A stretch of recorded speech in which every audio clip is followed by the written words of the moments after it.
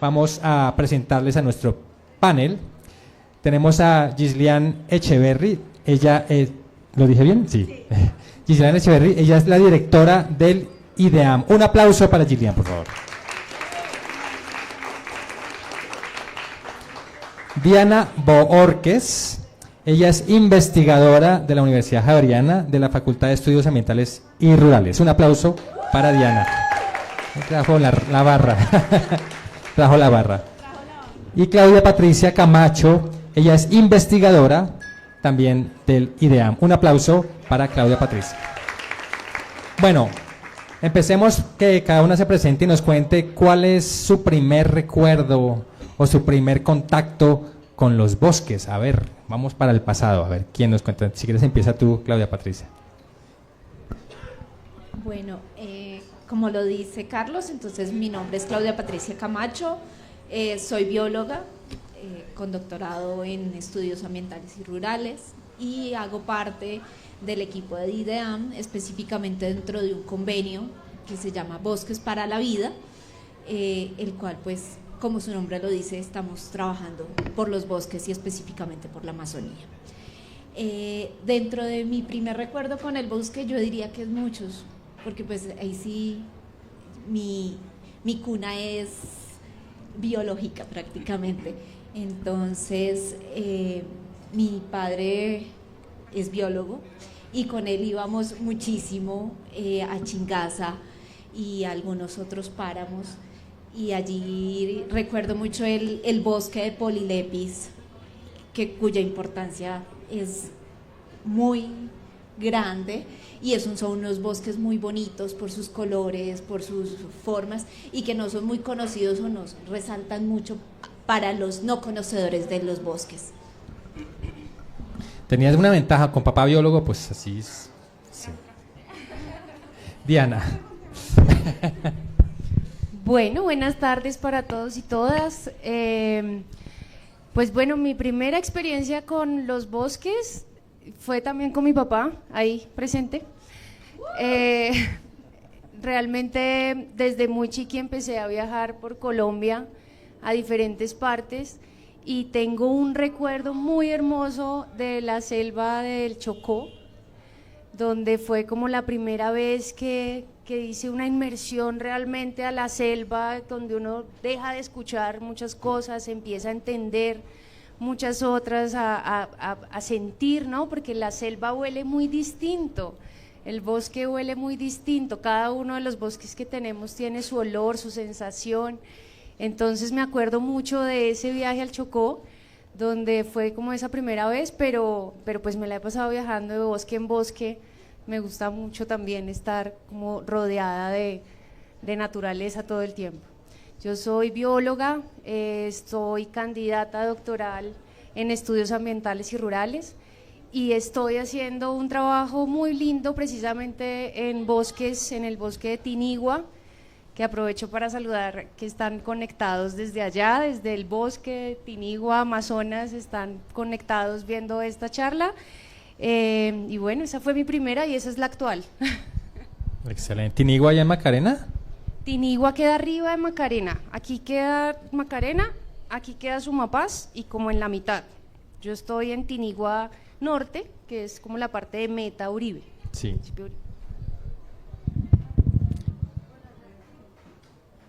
Me lleva mucha ventaja. No, yo vengo del Valle de Cali y el paisaje es cañero, entonces así que tú crezcas rodeado de bosque, no de monocultivo. Pero tuve la oportunidad desde muy niña de viajar mucho al eje cafetero, a fincas, con la familia, y creo que el primer bosque, o digamos ver varios árboles juntos, porque los que ves en el colegio había una ceiba, en Cali están los guayacanes, entonces con los árboles sí, pero con el bosque como esa unión más grande de árboles, creo que fue con el bosque andino, en lo que es todo el paisaje del eje cafetero, por supuesto no el café, que no cuenta, pero creo que esa es la primera experiencia. Y la experiencia intensa con bosques ha sido en el IDEAM. Ahí sí me ha tocado tener experiencias intensas con el bosque, que ya contaremos luego. Bueno, excelente. Bosques. Yo tengo, mis dos hermanas viven en Alemania y estuve a final de año, fuimos a Alemania a visitar a mis hermanas y entonces vamos al bosque y uno va al bosque allá y pues sí bonito, muchos árboles, pero uno, es que bueno, y esta especie de árbol, esta es la especie A, bueno, aquí la especie B, aquí la especie C, aquí la especie A otra vez, la B, la C, la A, la C, la B, la C, la C, y uno, oiga, y las demás especies, no, esas son, no hay más. Y uno, interesante. Y uno ve un poco de cosas bonitas, pero no ve tantas como se ve acá. Entonces, primero quería que definiéramos qué es bosque, porque uno podría decir, por ejemplo, el bosque del eje ambiental. ¿Eso es un bosque? O el bosque de árboles, de los pinos que está aquí subiendo cuando uno sube por la quebrada La Vieja, hay un bosque de pinos. ¿Eso es un bosque? ¿Hay alguna definición oficial de qué es un bosque? A ver, ¿quién me quiere contestar? Yo arranco para que luego ellas entren en detalles. Sí, hay una definición oficial de bosque en Colombia. Y un bosque en Colombia no es lo mismo que un bosque en Europa. ¿Ah, no? ¿Sí? No es lo mismo porque ellos tendrán su definición, justamente porque la variedad es diferente, porque la latitud es diferente, porque las estaciones en los países de los hemisferios norte y sur marcan también un paisaje muy diferente. Aquí en el trópico, con un clima tan tropical, tan especial, pues también se ha encargado de marcar y de incidir sobre esa variedad y esa diversidad de la flora, y aquí creo que me atrevería a decir que todos y todas, y si no, la mayoría, siempre hemos escuchado que Colombia es un país megadiverso. Entonces el bosque en Colombia es una cosa muy especial, muy diferente a lo que podemos encontrar en cualquier otra parte del mundo, y tú lo decías, con muchísima variedad y diversidad. Entonces, estos bosques que hay en Colombia tienen una definición oficial y por eso no es lo mismo la deforestación en Colombia que en otra parte del mundo. Pero además los bosques aquí albergan muchas especies, o sea, es como un conglomerado de cosas. Hay un bosque diverso con muchas especies y eso hace que muchas especies de fauna también habiten en esos bosques, entonces es como muy, muy ricos. Y no me quiero adelantar, pero además tenemos muchos tipos de bosques en Colombia, así como tenemos muchos tipos de clima, porque hay que decirlo, uno de los determinantes justamente es la climatología. Entonces, que tenemos un panorama como el que tenemos en Guajira, ¿sí?, el departamento más seco del país, y tenemos el contraste con Chocó. Entonces no vamos a encontrar los mismos árboles, las mismas especies en Guajira que en Chocó. Eso es algo importante, pero además, y quiero con esto cerrar, de albergar especies en términos de flora y fauna, también los bosques en Colombia tienen una fuerza cultural muy grande, y son los pueblos indígenas, los pueblos afro, y en general muchos pueblos tienen una relación muy importante con esos bosques también, que marca una diferencia en la forma, incluso en que se monitorean los bosques en el país. Y hasta ahí voy a dejar. Sí, un poco ya para caer a esa definición de bosque. Entonces, para llevarlo a las palabras más simples, todos conocemos una cancha de fútbol, que eso es el equivalente a una hectárea. Entonces, dentro del concepto que se tiene oficialmente, es que tiene que ser un conjunto de árboles del tamaño de una cancha de fútbol, que haya esa diversidad que nos describía la señora directora, y allí podamos encontrar muchas especies que cumplen roles y servicios ecosistémicos dentro de ellos. Adicionalmente, dentro de ese concepto de bosque, y pues llevándolo pues a un lenguaje sencillo, ese bosque tiene que presentar pues estas características, que no sea de una plantación forestal, sino que sean especies naturales propias de la región, y esto hace que todas estas plantaciones o cultivos que se hacen con forma comercial sean excluidas dentro del concepto que nosotros desde el IDEAM evaluamos como bosque. O sea, un grupo de árboles, mínimo una hectárea, pero más de una hectárea se puede, obviamente. Sí, o sea, media hectárea ya no es bosque, oficial no. ¿Tienen que ser especies nativas o pueden ser especies invasoras? ¿O puede ser...? Ahí viene lo que es bosque primario y lo que no es. Hay bosque no primario, pero sigue siendo bosque. Pero o sea, para ilustrar un poquito, ¿qué no es bosque? Un cultivo de café, por ejemplo. No es bosque, eso no es bosque. La siembra, un cultivo de caña, volviendo a mi respuesta, no es bosque. Lo que sea agricultura y que sea, que sería el caso de los nativos, no se considera como un bosque. Entonces, cuando se quema caña, por ejemplo, o se elimina una plantación de café, no se considera deforestación. ¿Los cerros orientales son bosque? Chan, chan, chan, chan, chan. Los cerros orientales son bosque. Me gustan las preguntas, los coches. Pues depende de donde estés, depende en qué altura, depende en qué cerro estés, de donde estés Aquí Monserrate, ubicado. aquí al lado Monserrate. No, Pero- no debería ser bosque porque son especies que no son de aquí, porque es muy...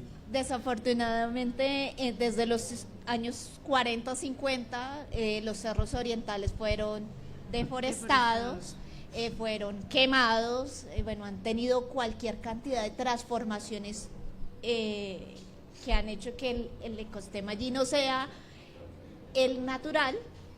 Y desafortunadamente sobre los años 60, 70 hubo unas iniciativas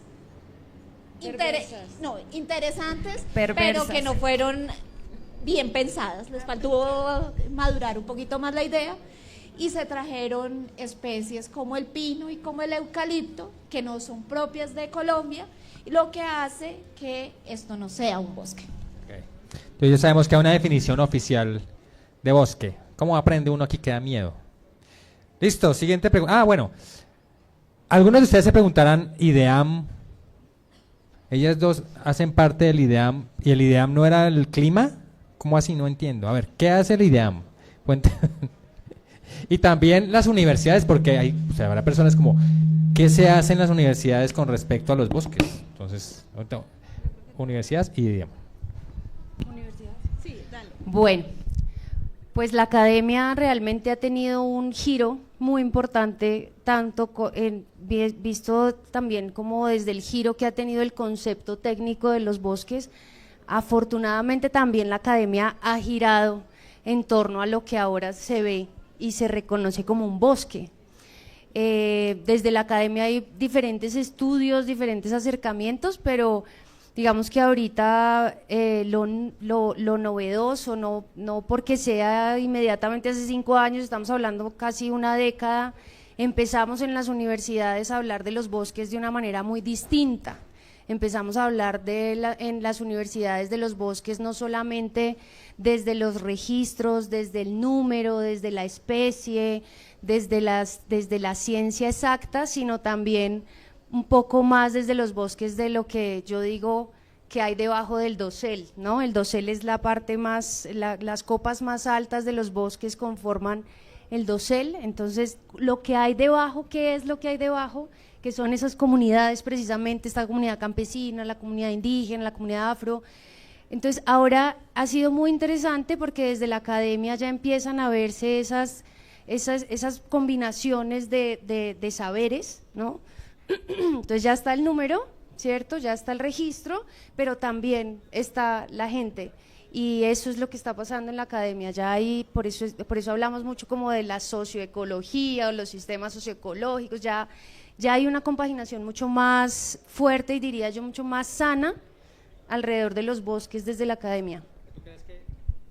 ¿Tú crees que sentarse a hacer investigación sin salir de la academia solo para los pares académicos no es tan efectivo en términos de, no solo de conservación, sino del conocimiento colectivo de la... Yo creo que sigue siendo muy efectivo. Yo creo que igual estar reunidos con pares y enfrentarse a pares desde la academia y desde la investigación tiene que seguir siendo válido y es un ejercicio que no puede morir nunca. Y me parece que finalmente hacer ciencia así funciona para cierto tipo de acciones.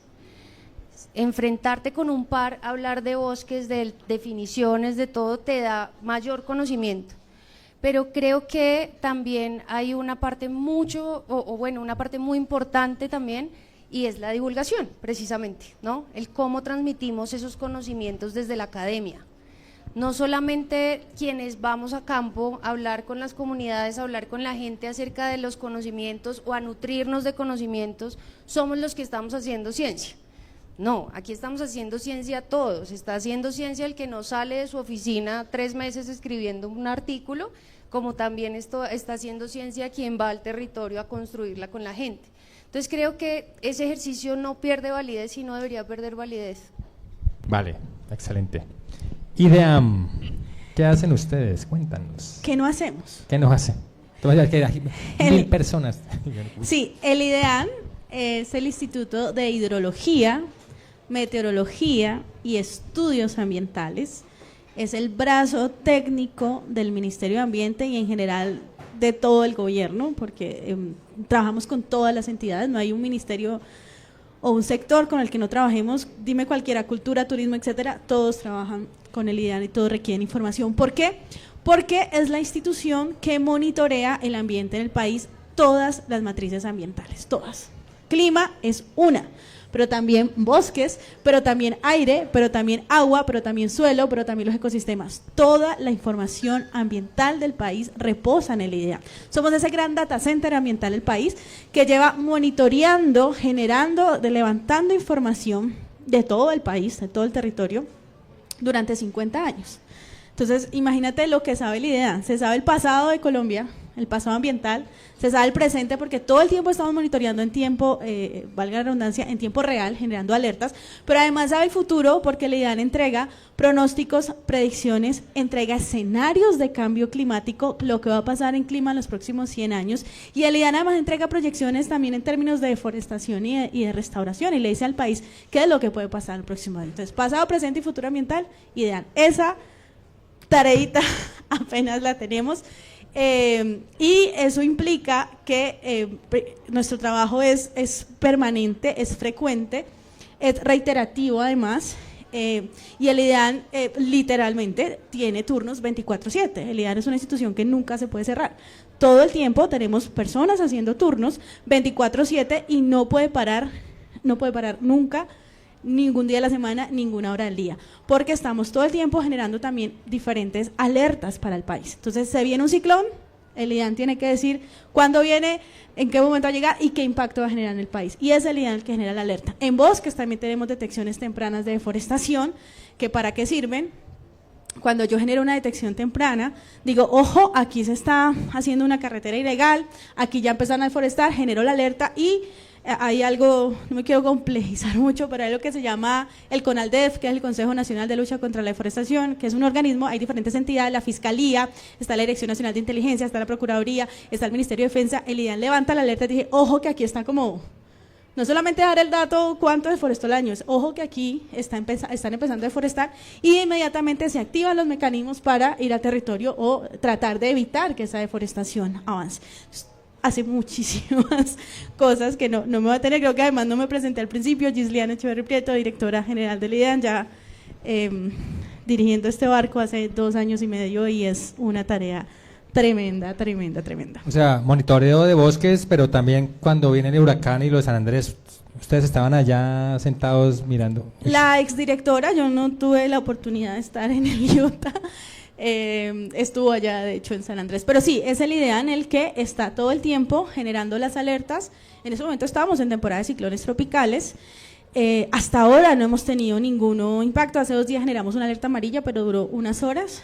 El año pasado sí tuvimos unas alertas importantes, pero todo el tiempo el IDEAM está monitoreando, está diciendo sí, se está formando un ciclón, se está convirtiendo en depresión, se está convirtiendo en tormenta o puede evolucionar huracán, y además el IDEAM lo que hace es evaluar el impacto, es decir, va a afectar a La Guajira, va a afectar San Andrés o va a afectar al departamento de Bolívar, y elevamos la alerta amarilla, naranja, roja, dependiendo del impacto. Eso lo hace el IDEAM todo el tiempo.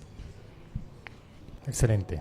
Bueno, vamos a empezar con los temas relacionados con los bosques per se. Digamos que ustedes van caminando por ahí y se encuentran una lámpara con un genio. Entonces la frotan y sale el genio. Dice el genio, les voy a dar la oportunidad de salvar 5 tipos de bosque en Colombia. Solamente 5. ¿Cuáles escogen y por qué? 5 tipos de bosque. 5 tipos.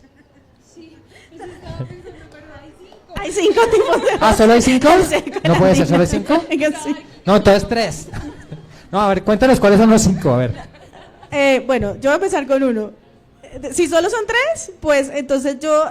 ay, no, qué feo. No, pero esto. primero cuéntanos cuáles son los 5 tipos de bosque en Colombia. Yo pensé que habían más. Están agrupados en 5, no sé si alguna van a tomarme la palabra y ya después decir otra cosa aquí en temas de clima, pero... No, pero sí. Son 5. El bosque seco, el húmedo, el andino, el inundable. Nos falta uno. Sí. A ver, ¿quién? Falta uno, ¿cuál? A ver, están los del Amazonas y los Seco. del Pacífico, que son los tropicales. Están el bosque seco tropical, que son los que están, por ejemplo, en La Guajira. Están los andinos, que son los de alta montaña, que son los que tenemos en el centro del país. Están los inundables, que están, pues, generalmente en ríos, en costas. No, nos falta uno.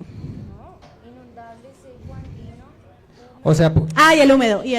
o sea que, por ejemplo, el bosque de niebla es un subtipo de bosque andino. Sí. Ok. Entonces, dentro de esos 5 hay otros más, una Sí, cascada no, de y- categorías. Pues es que todo depende, ahí sí, desde la teoría de dónde nos basemos. Porque ¿De ahí- qué libro sistema? Exacto. Porque pues ya entramos a si es un premontano alto, un bosque premontano bajo, un subxerofítico, o sea, ya hay muchas clasificaciones, pero pues dentro de la visión gruesa macro serían pues eso. En Colombia, En que Colombia. es bastante diversidad tener 5 grandes grupos. Cabe notar que esa decisión la tomó alguien basada en un criterio, pero se hubiera podido tomar otra. O sea, es como la necesidad humana de clasificar todo, pero esa clasificación per se no es como objetiva, sino es subjetiva, basada en unos conceptos técnicos, pero no es como que es esta y punto, sino o sea, si el que lo hizo se hubiera basado en otro libro o en otra persona, pues de Es como pronto hubiera... la historia depende de quien la cuente, ¿no? Exacto. Entonces, bueno, de esos 5, digamos que salvan 3. ¿Por qué esos 3? O sea, ¿qué tienen esos 3 bosques que hacen que tengan un impacto mayor que los otros 2? Es que eso, a donde yo iba es uno salva lo que está vivo, lo que sí. Y allí sí tenemos que entrar en un detalle, y es que, por ejemplo, el bosque seco tropical está ya muy llevado, o sea, ya casi no hay. Aquí creo que todos, y me incluyo, bueno, todos no, perdón por generalizar, yo, mucho tiempo viví muy ignorante en la vida creyendo que La Guajira era un desierto. La Guajira no es un desierto. La Guajira es un bosque seco tropical que se ha desaparecido. Y la Tatacoa también. Entonces, si uno dice salvar, pues ahí no hay mucho que salvar. ¿Cuáles son los que están más enteritos? Los menos tocados, el Pacífico y la Amazonía. Si bien tenemos ahí los núcleos de deforestación, pero los que están más enteros, más conservados y menos apagados por la mano del hombre son Pacífico y la Amazonía. Entonces uno diría, tengo que priorizar Pacífico y Amazonía porque es más fácil prevenir y salvarlos que entrar a reforestar lo que ya se perdió. Entonces yo escogería esos 2 y... Bueno, yo cambiaría un poco porque como es una lámpara mágica, entonces, pero a los genios se les engaña. Así que sí creo que siendo un deseo, realmente sí pediría un poco salvar ese bosque seco. O sea, ya nosotros tenemos el 70% de nuestros bosques transformados ya, ¿no? Ya intervenidos, y lastimosamente pues sí, el bosque seco se perdió, ya queda muy poco. Creo que le daría la pela porque es algo que finalmente da historia, reconstruye historia, y siento que cuando habla uno de salvar un bosque en nuestro país, sobre todo, es salvar también lo que hay y lo que hubo en esos bosques. Entonces, uno sería ese.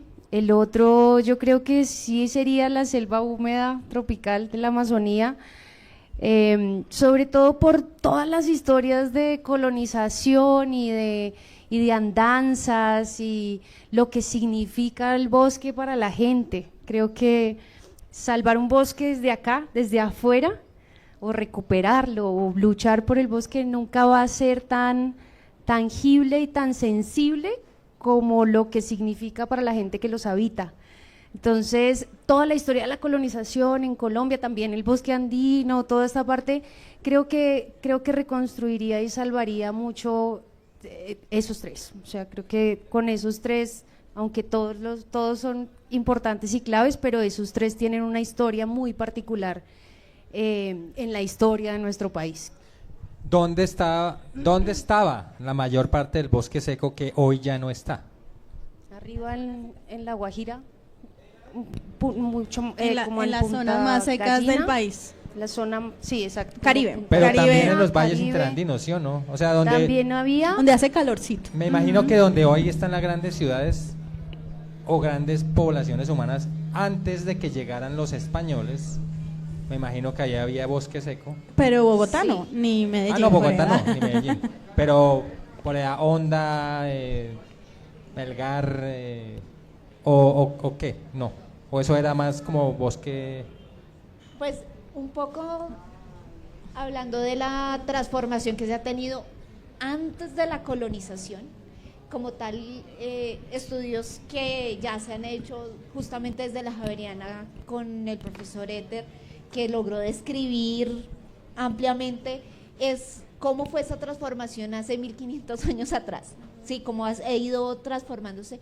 Y él un poco cuenta a través de una investigación tan gruesa que fue paleontológica, imágenes satelitales, de diferentes tiempos, bueno, una cantidad de variables, logra definir que si bien antes de la colonización ya había transformaciones, pero unas transformaciones más enfocadas al uso de supervivencia de las comunidades indígenas que allí habitaban.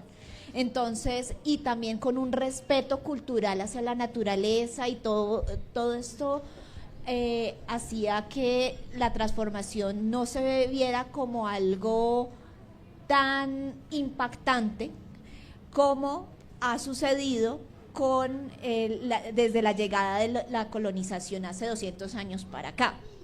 Con esa llegada de la colonización, ¿qué pasa?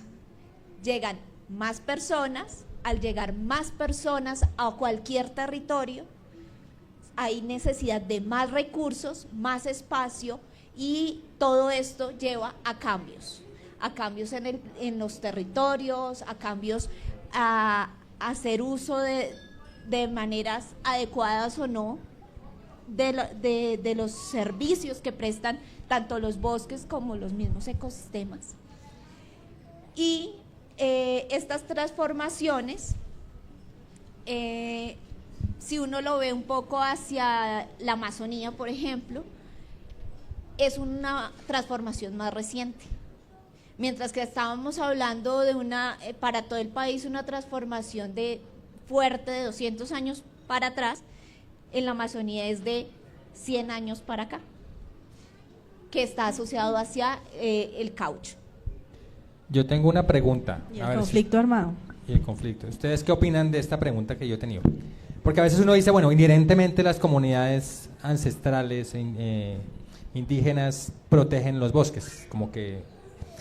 Pero yo me pregunto que si, o sea, pues son Homo sapiens también, y también se salen de control como cualquier Homo sapiens a consumir recursos. Yo me pregunto si en el pasado aquellas comunidades que por alguna razón empezaban a explotar más los recursos, se extinguían. Sí, o sea que hubo comunidades que consumían más recursos que otras, y aquellas que lo hacían más, pues acaban con sus recursos y se extinguían, y al extinguirse pues desaparecían, y otras no tanto, y esas perduraban en el tiempo. Mi pregunta es si esas que vemos hoy son el resultado de aquellas que no, o sea, que eran más como que consumían de tal manera que no destruían el entorno. Sí, lo digo por ese sesgo que se llama sesgo de supervivencia, que dice que nosotros hoy en día lo que vemos le damos más peso porque está ahí. Por ejemplo, hay gente que dice, los ingenieros que hicieron las pirámides de Egipto eran mejores que los ingenieros de hoy en día, porque hoy en día los puentes se caen pero las pirámides han durado miles de años. Uno dice, ok, pero lo que pasa es que nosotros estamos viendo 3 pirámides, pero de pronto eran 1000. Y las otras 900 y pico se cayeron, pero estamos viendo solo 3. Entonces estamos sesgándonos. O por ejemplo, cuando alguien dice, terminando colegio, dice, yo quiero ser influencer, porque los influencers ganan millones de dólares y yo quiero ser eso. Entonces los que ellos ven son los 3, pero ellos no ven los millones que fracasan y no ven. Entonces yo me pregunto si lo mismo pasará en las comunidades en donde históricamente lo que terminamos viendo son aquellas comunidades que trataron, o sea, como que los recursos que usaron, lo usaron de tal manera que permiten permanecer en el tiempo. No, solamente un tema de dimensión también. La capacidad de acabar o de transformar el bosque o la vegetación que tenía cualquier comunidad hace cientos de años no es la que tenemos hoy con una maquinaria amarilla que hace una carretera en 5 días y tala árboles a la velocidad. No es la capacidad de hoy con drones, no es la capacidad que tenemos hoy de destrucción, no es la misma. Entonces, eso también marca mucho el impacto. Entonces, más allá que un sesgo, yo diría, hoy en día claramente estamos destruyendo mucho más rápido y además, y si nos podemos ir a la discusión, no con un sentido de supervivencia ni de sostenibilidad, sino con otros intereses, por supuesto, que están detrás. Y yo creo que eso también hay que dejarlo ahí sobre la mesa, pero...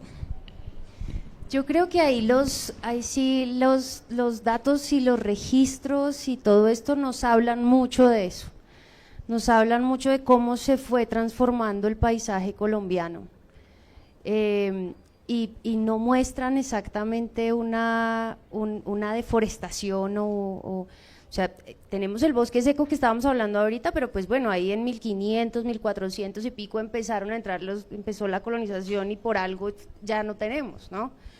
Pero eso no pasa en todo el país, o sea, en el país nosotros podemos ver todavía, incluso yo no sé si suene muy ilusa, pero yo creo que todavía tenemos lugares donde son vírgenes en nuestro país. Ahorita hablamos de eso. Pero creo que las comunidades sí no tenían tanta capacidad de destruir, sí tenían una mayor conexión, pero si vamos a las comunidades de hoy en día, también hay una conexión muy fuerte. O sea, eso no es algo que se haya perdido. Creo que al contrario es algo que he sentido en muchas partes del país, que es como se nos está perdiendo por otras causas.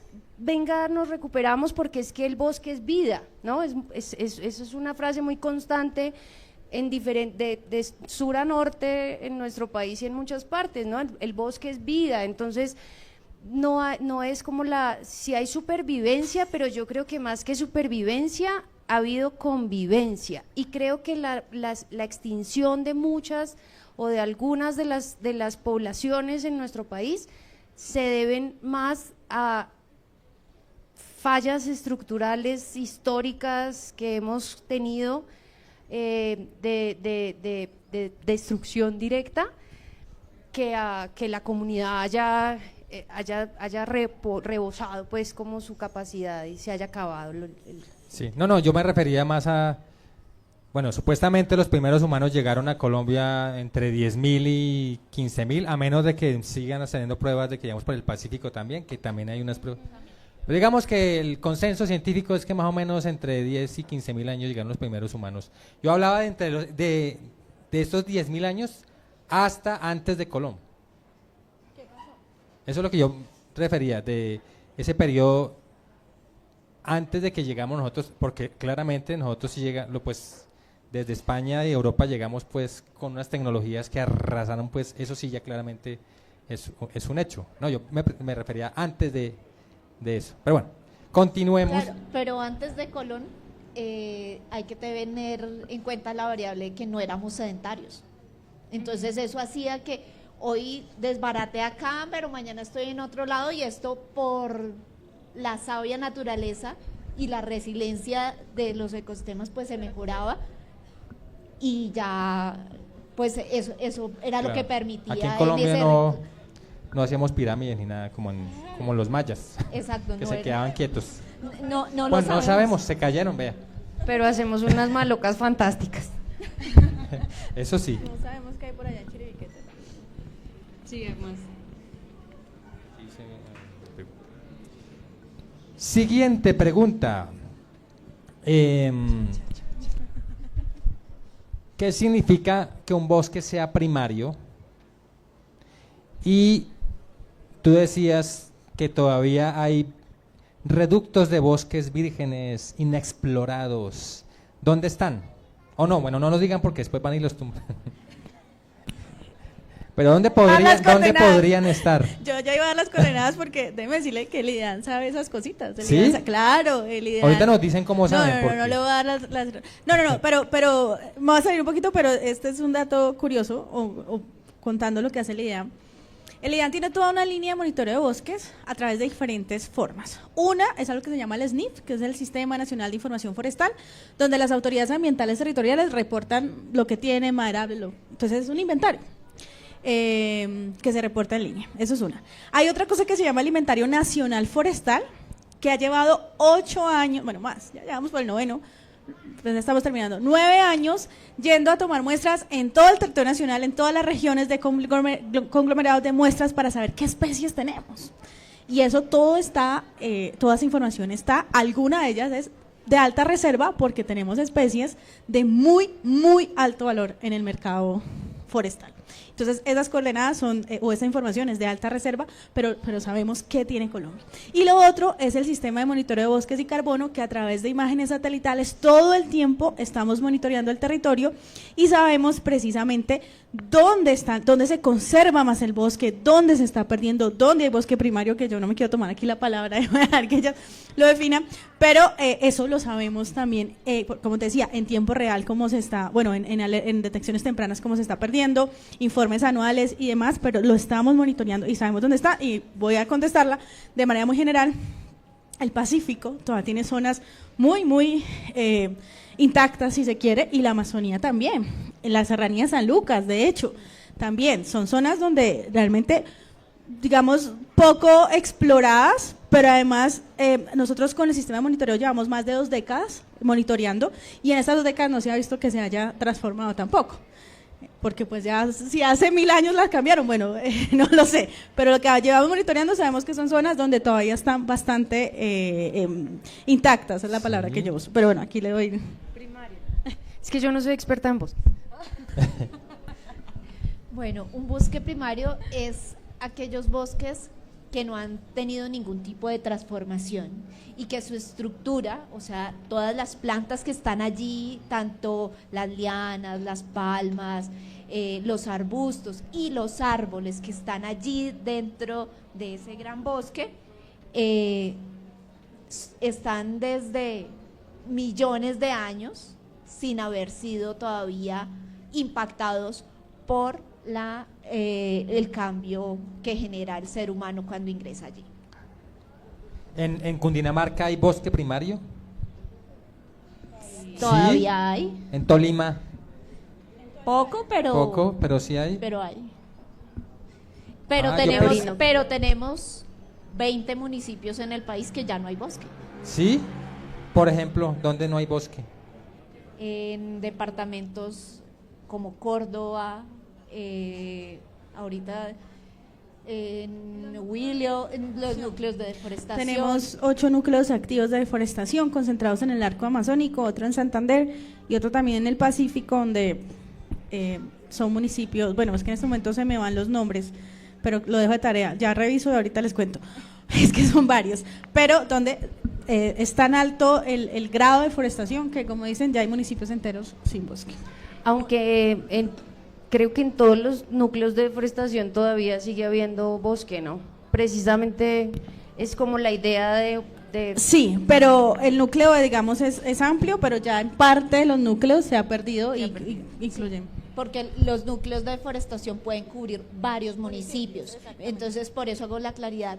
20 municipios de los 1000, algo que no me acuerdo el algo que es, de municipios que hay en Colombia, 20 ya no tenemos bosques. Y como para no hablar en chino, los núcleos de deforestación El núcleo mitocondria. son puntos calientes de deforestación, es decir, puntos donde la deforestación ha ido de manera muy acelerada, casi que en la última década y más acelerada en los últimos 5 años. En Colombia tenemos 28 núcleos de deforestación y tan solo 6 núcleos están por fuera de la Amazonía. Entonces, cuando hablamos, cuando anuncian el cinturón de deforestación, es precisamente toda esta área que coincidencialmente está entre los límites de los parques nacionales de la Amazonía. Está todo ese corredor así, se ven puntos rojos, se ve una deforestación muy acelerada. El principal núcleo de deforestación que tenemos en el país es Tinigua, valga decir Tinigua Sur, ¿no? Como que estamos hablando que abarcan grandes áreas los núcleos, pero una cosa, por ejemplo, que yo pensaría en este tema de monitoreo y de todo es la importancia de diferenciar las áreas, porque igual tenemos los 28 núcleos, y los 28 núcleos, dentro de los 28 núcleos hay áreas rescatables, hay áreas que precisamente no se deberían tomar como un núcleo de deforestación. Hemos hecho como algunos análisis de 1985 hasta ahora, donde se ve perfectamente en el cinturón de deforestación de la Amazonía que no todo corresponde a puntos rojos de deforestación y que al contrario hay zonas que todavía están conservadas desde esa época y que no presentan una transformación mayor. Entonces, esos son los núcleos de deforestación, para no hablarles tanto en chino. Sí, es más hacia el sur del país. Sí, hay 22 en la Amazonía y 6 por fuera, creo que hay esos 6. Y una pregunta, ¿desde qué año empezaron esta desforestación o sea, como acelerada? Yo creo que más o menos en 1950, finales de conflicto bipartidista, fue cuando empezó a acelerarse la deforestación, porque hubo como dos factores importantes. Uno, que por conflicto hubo gran desplazamiento, unas olas que fueron siempre hacia la selva, hacia las zonas no colonizadas precisamente, y otro que fueron todos los movimientos de colonización programada o planeada del país.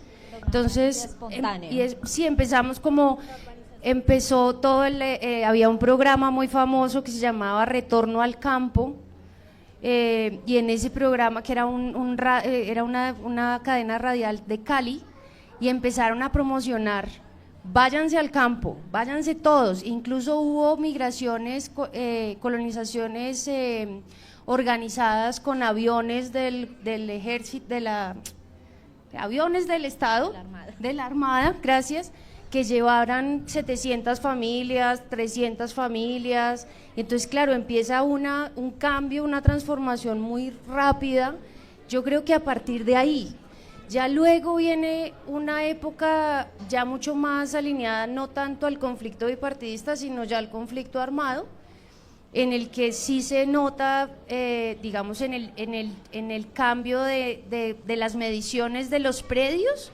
Antes eran predios enormes, porque entonces llegaba el colonizador, el colono, perdón, y decía: yo puedo con este lote, es mío, y de aquí hasta allá, de aquí hasta donde le termine la vista, ¿no? Como dicen muchas veces. Ahora esos lotes, poco a poco, y en esta época de conflicto, en la época del conflicto 2000, más o menos 2012, hubo una gran transformación en los bosques del país. Empiezan a dividirse los predios, ¿no? Entonces empieza ya: véngase prima, véngase tío, yo tengo un lote aquí, hágase usted un poquito para allá, y empiezan a hacer una fragmentación. Entonces ya no es la capacidad del primer colono que llegó a la selva a transformar y a sobrevivir, sino es la capacidad de la familia y de los amigos que van llegando, ¿no? Entonces, esa subdivisión de predios, pues empieza a haber una deforestación mucho más Y rápida. aparte que la tecnología aumenta, entonces Y las vacas. Pero y el dato agricultura. aquí también, en los 20 años que llevamos de monitoreo, la cifra más alta que se ha tenido es justo después del acuerdo de paz, en el 2017, con 552 hectáreas deforestadas en todo el país. La cifra más alta viene justo después del acuerdo de paz, y por eso hay muchas voces diciendo la naturaleza es una víctima también de posconflicto, porque de alguna manera estos grupos armados eran dueños del territorio y no entraba mucho más, y no necesariamente tenían tanta diversificación en sus economías. Y luego del conflicto, donde digamos, ocurre toda esta complejidad de desarme y demás, pero además se diversifican los grupos armados y diversifican sus formas de economía, si se quiere. Empieza la minería, la deforestación, la ganadería extensiva, mal hecha.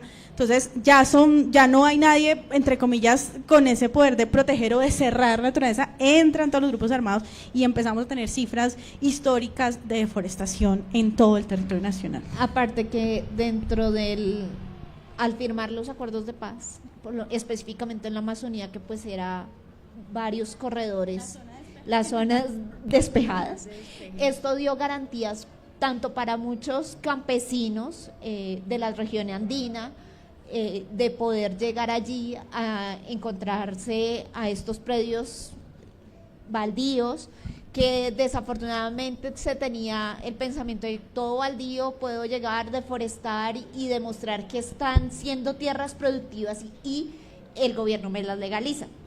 Error, que era pensamiento muy de los 50, que pasaba en los 50, pero pues ya la normativa ha cambiado, todo esto, pero se quedó en el pensamiento de las comunidades que así se hace el acaparamiento de tierras, haciendo transformación y demostrando el uso de estas. Entonces, como se dan esas garantías de paz en el territorio, esto acelera los procesos de deforestación. Y yo ahí quiero reforzarte lo que estás diciendo, porque para nosotros como país es muy importante dejar de pensar que fueron las FARC las que cuidaron nuestros bosques, porque si bien había un control, pues hay gente, y la gente no es toda fariana. Hay campesinos que piensan, que toman decisiones, que actúan, ¿sí? Hay poblaciones que se han formado y que se han organizado mucho más años antes de la formación de las FARC, que han mantenido esta conservación de los bosques, que la han decidido. Entonces, yo creo que es muy importante cambiar un poco como esa concepción, porque finalmente, claro, que haya un grupo armado en una zona, pues restringe el acceso y además genera un control territorial, sí, pero hubo mucha divulgación y mucha publicidad y muchas cosas después del conflicto, y en el tema de naturaleza como víctima, en donde entonces ahora el papel de las FARC era el que había defendido nuestros bosques y el que gracias a las FARC todavía tenemos selva, y resulta que sí tiene que ver con conflicto armado, pero hombre, eso es desconocer un montón de historia de nuestro país y pensar que realmente hay títeres y titiriteros y no hay pensantes como somos nosotros y como son todas nuestras comunidades. Entonces yo creo que eso es bien importante, como empezar a cambiar ese lenguaje y estas cosas, porque sí, salen del territorio, se generan unas condiciones de paz. Es muy chistoso cuando empiezan estas colonizaciones dirigidas. Entonces entregan predios, pero para que usted le presten para producir, usted tiene que garantizar que produce el 70% de su predio. Entonces estamos hablando de selvas vírgenes, donde la gente llega a bolear machete, a abrir tierra, y le dicen, bueno, entonces yo a usted le voy a dar el número de hectáreas en el que usted pueda producir el 70%, si no, no le presto plata. Ahorita Hay mucha gente en tema de legalización de predios, por ejemplo, que tristemente se arrepiente un poco de haber conservado, porque entonces ahora el Estado les está reconociendo la tierra transformada, más no la tierra que ellos mismos han decidido conservar. Entonces, si yo tengo un predio de 150 hectáreas y decidí conservar 100 y producir 50, en este momento la nación me reconoce 50 hectáreas y lo otro empieza a ser predio de la nación. Entonces es como estas incoherencias que nos han llevado también a, hombre, si a mí solamente me van a reconocer lo transformado, pues transformo antes de que venga el perito, ¿cierto? Y eso ha generado mucha controversia en quienes han decidido conservar, aparte que las fuentes de las FARC son muy distintas, o sea, las razones de conservación no son conservación. No. Claramente se diversifica el conflicto y justamente es la llegada de muchos actores, y yo quiero en esa misma línea decir, así como las comunidades protegen, tampoco son las comunidades ni los campesinos, aunque estas dinámicas claramente no están incentivando mucho la conservación, pero tampoco, y lo que se ve, insisto, desde los análisis del CONALDEF, no es que sean los pequeños campesinos, bueno, pequeños no, ¿cómo se llaman? Los pequeños agricultores los que están desforestando. Estamos hablando aquí de terratenientes y de gente que tiene capacidad de comprar maquinaria amarilla al por mayor y de entrar a territorio. Además se deforesta para montar minería ilegal, se deforesta grandes terrenos, o sea, estamos hablando de otro tipo de poderes allí, y eso es lo que más he identificado también, que no son necesariamente el pequeño campesino que está deforestando su predio, sino unas cosas muy, muy grandes. Y otra cosa que mencionaban y que también es importante decirlo, la otra dinámica de la deforestación ha sido el cambio de pequeños parches a grandes hectáreas. Entonces antes teníamos como muchos parchecitos regados y ahora lo que tenemos son grandes hectáreas, o sea, como que se concentra la deforestación en grandes hectáreas ya no regados. Entonces uno dice, esto no son 2 ni 3 campesinos deforestando. Yo tuve la oportunidad de hacer un postdoc allá en Brasil, en Brasilia, y fuimos a Mato Grosso, a una finca, y entonces uno veía el proceso de deforestación allá y me quedé bastante impactado porque cogían como una retroexcavadora allá, otra allá, y cogían una cadena de este porte así de barco gigante entre las dos y empezaban las dos, y todos los árboles en la mitad, o sea, y los herpetólogos, yo trabajo con ranas, iban ahí detrás cogiendo serpientes, ¡ah! Y yo, no puede ser. ¿Cómo se deforesta aquí masivamente? ¿Así? ¿O es a punta de hacha? ¿O a punta de cómo? La deforestación masiva es ilegal, claramente. Entonces, lo que… Pero se hace. Claro. ¿Saben qué hacen? ¿Saben cómo se detecta también que se viene una deforestación grande? Cuando empiezan a hacer las vías ilegales. Lo primero que hacen es la vía. Entonces, lo que nosotros detectamos con estas alertas tempranas y en general… nosotros, paréntesis aquí, sacamos boletines semanales, boletines trimestrales y un boletín anual. Los invitamos, están en www.idan.gov.co, abiertos, gratuitos, tienen los shapes, tienen los datos de base, tienen los raster, tienen los boletines para investigadores, pueden hacer lo que quieran con esos datos, para eso están. Y los invito, ¿verdad? Porque además ya montamos un geovisor, la idea es que cada vez esta información sea mucho más accesible, pero además más dinámica. Cerrando paréntesis, ¿qué vemos nosotros allí o qué se ve? Que empieza la vía, una capacidad de hacer vías en tiempo récord, pero en tiempo récord kilómetros de vía en semanas, esto no es que les tome meses, en semanas abren vías y uno ve la vía, la deforestación principal está a menos de 5 kilómetros de una de estas vías ilegales y están apuntando a sitios, por ejemplo, como Chiribiquete, por ejemplo, o están apuntando a estos núcleos de deforestación y se ve cómo empieza la vía y luego ¡fu!, se viene el parche grande. Entonces, eso es una dinámica que se ha estado evaluando. Por supuesto, eso se pone en conocimiento del IDAN, no toma acciones en territorio, no es el IDAN el que genera una política o el que judicializa, ni mucho menos. El IDAN genera una información pública para todos que toman las autoridades para entender esas dinámicas y decir, bueno, si aquí se está creando la vía, entonces entremos a tomar acciones antes de que, porque se sabe que va para un parche de deforestación, pero es ilegal en general. Y habrá otras dinámicas mucho más comunitarias o locales, de todas maneras, que también tienen que ver con temas de incluso de seguridad alimentaria, de supervivencia y demás, pero digamos que la discusión en términos grandes de deforestación es ilegal.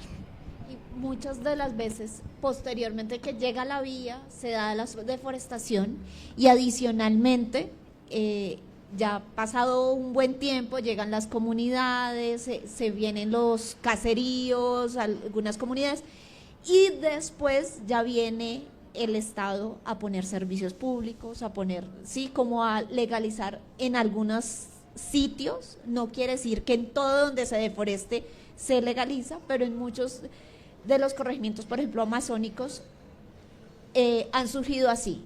O sea, como que viene una vía, viene el proceso de deforestación, se asientan las comunidades y posteriormente viene el Estado a darle las garantías de supervivencia, y sobre todo desde los años 50 y 60 era como bastante marcado ese patrón.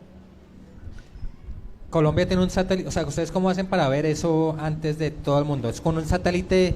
¿Colombia tiene un satélite o eso es con drones que toman fotos o cómo es? Colombia tiene un satélite que es de la FAC, el FAC 1, ya tienen el 2 y están haciendo el 3, pero ese no lo usamos. Ese no lo usan. Eso es propaganda política no pagada. La Fuerza Aérea tiene un satélite y por ahí está el país haciendo un esfuerzo también pensándose en tener su agencia espacial, pero eso es otra historia. Pero no, nosotros no usamos las imágenes de satélites colombianos, usamos imágenes de la NASA, usamos imágenes de Landsat, usamos imágenes de algo de la Unión Europea también.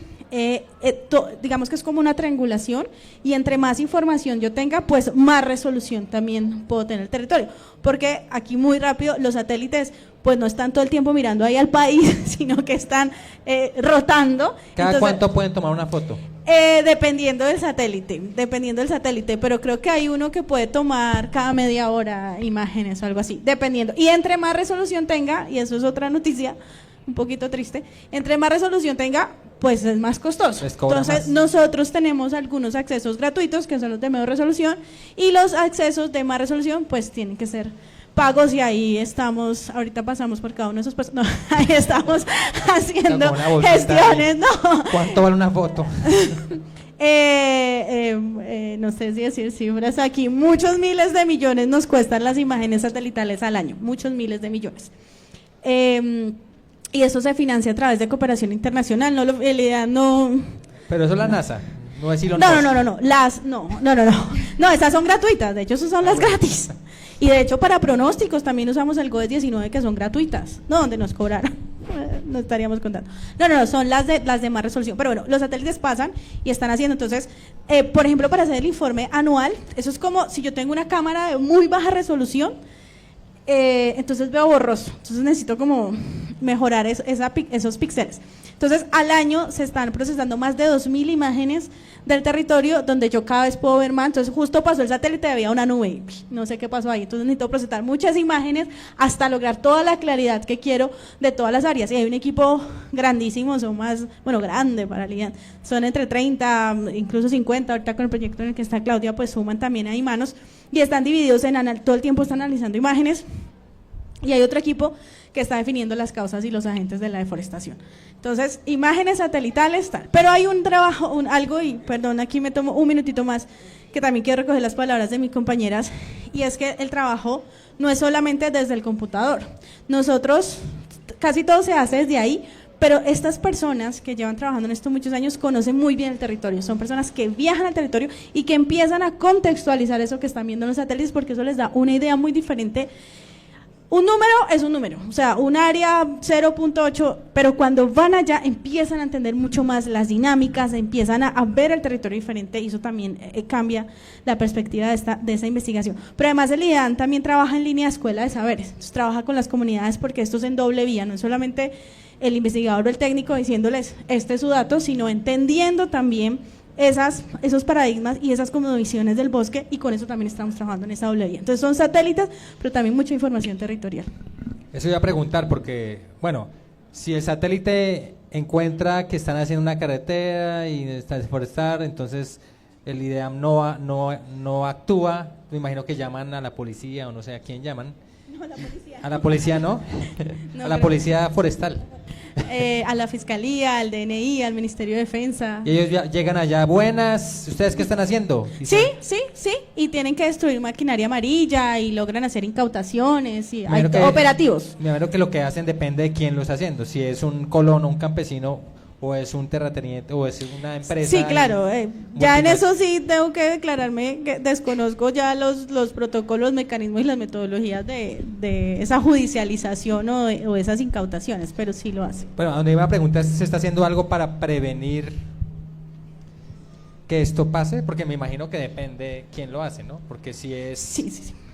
si es Existe- el campesino, pues habrá otras formas de que él pueda subsistir, pero si es... Desde gobierno, como les decía, existe algo que es el CONALDEF, que es el Consejo Nacional de Lucha contra la Deforestación y otros crímenes ambientales, donde es un órgano intersectorial, están casi todos los ministerios, está liderado por el Ministerio de Ambiente, hay diferentes instituciones técnicas como nosotros, como el IDEAM, y es un órgano con la capacidad de tomar decisiones y acciones, pero además hay una estrategia con 5 pilares de lucha contra la deforestación que tiene el monitoreo, pero no es solo el monitoreo, y que tiene la judicialización, pero no solo la judicialización. Parte de esa estrategia, que claramente quedará discusión si son efectivas o no, pero parte de la estrategia es el pago por servicios ambientales, es justamente el incentivo del cambio de economías de deforestación a economías forestales. O sea, usted le estaba dando plata de forestar, pues no me voy a venir aquí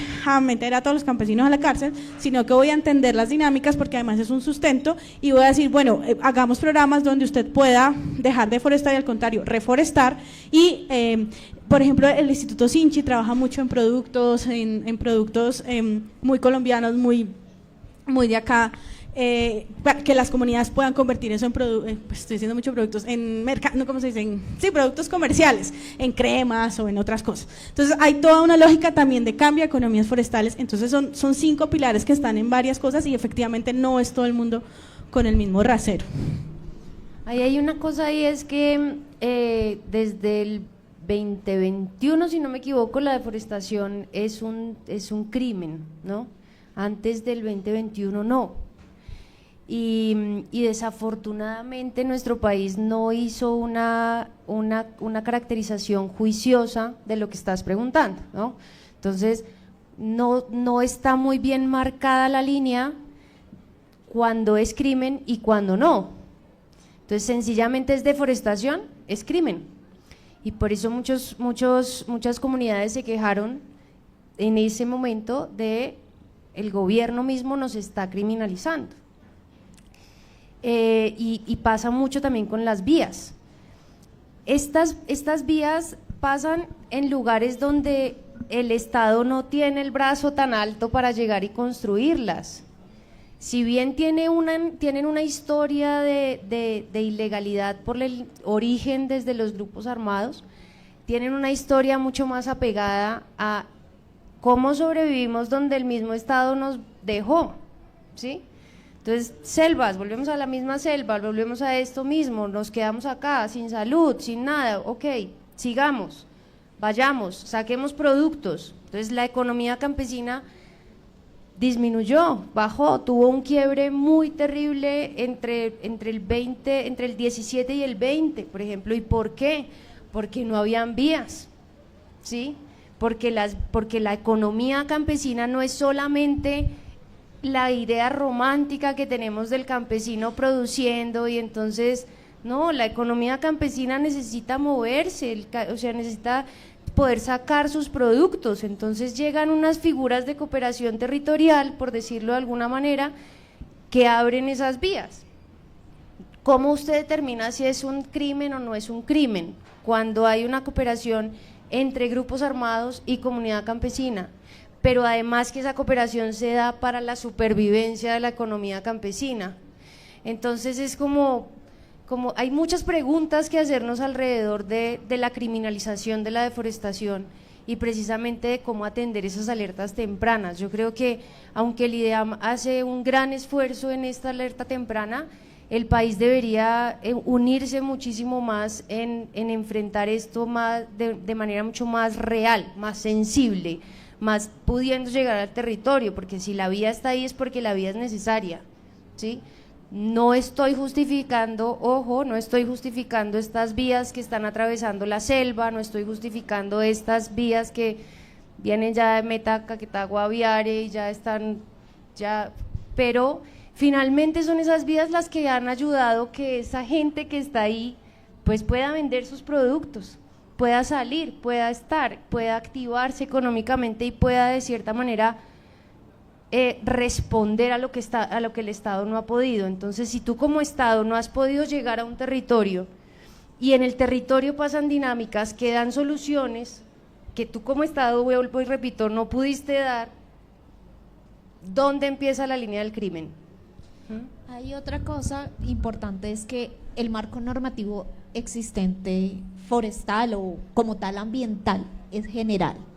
Y como lo dijimos a un comienzo de toda esta charla, Colombia tiene una diversidad de ecosistemas, de bosques, y toda esta diversidad, pues en un mundo ideal requeriría unas normativas puntuales para cada escenario, pero estamos en un marco en que muchas de estas normas se miran desde acá, desde la capital, y se desconocen las particularidades de los territorios.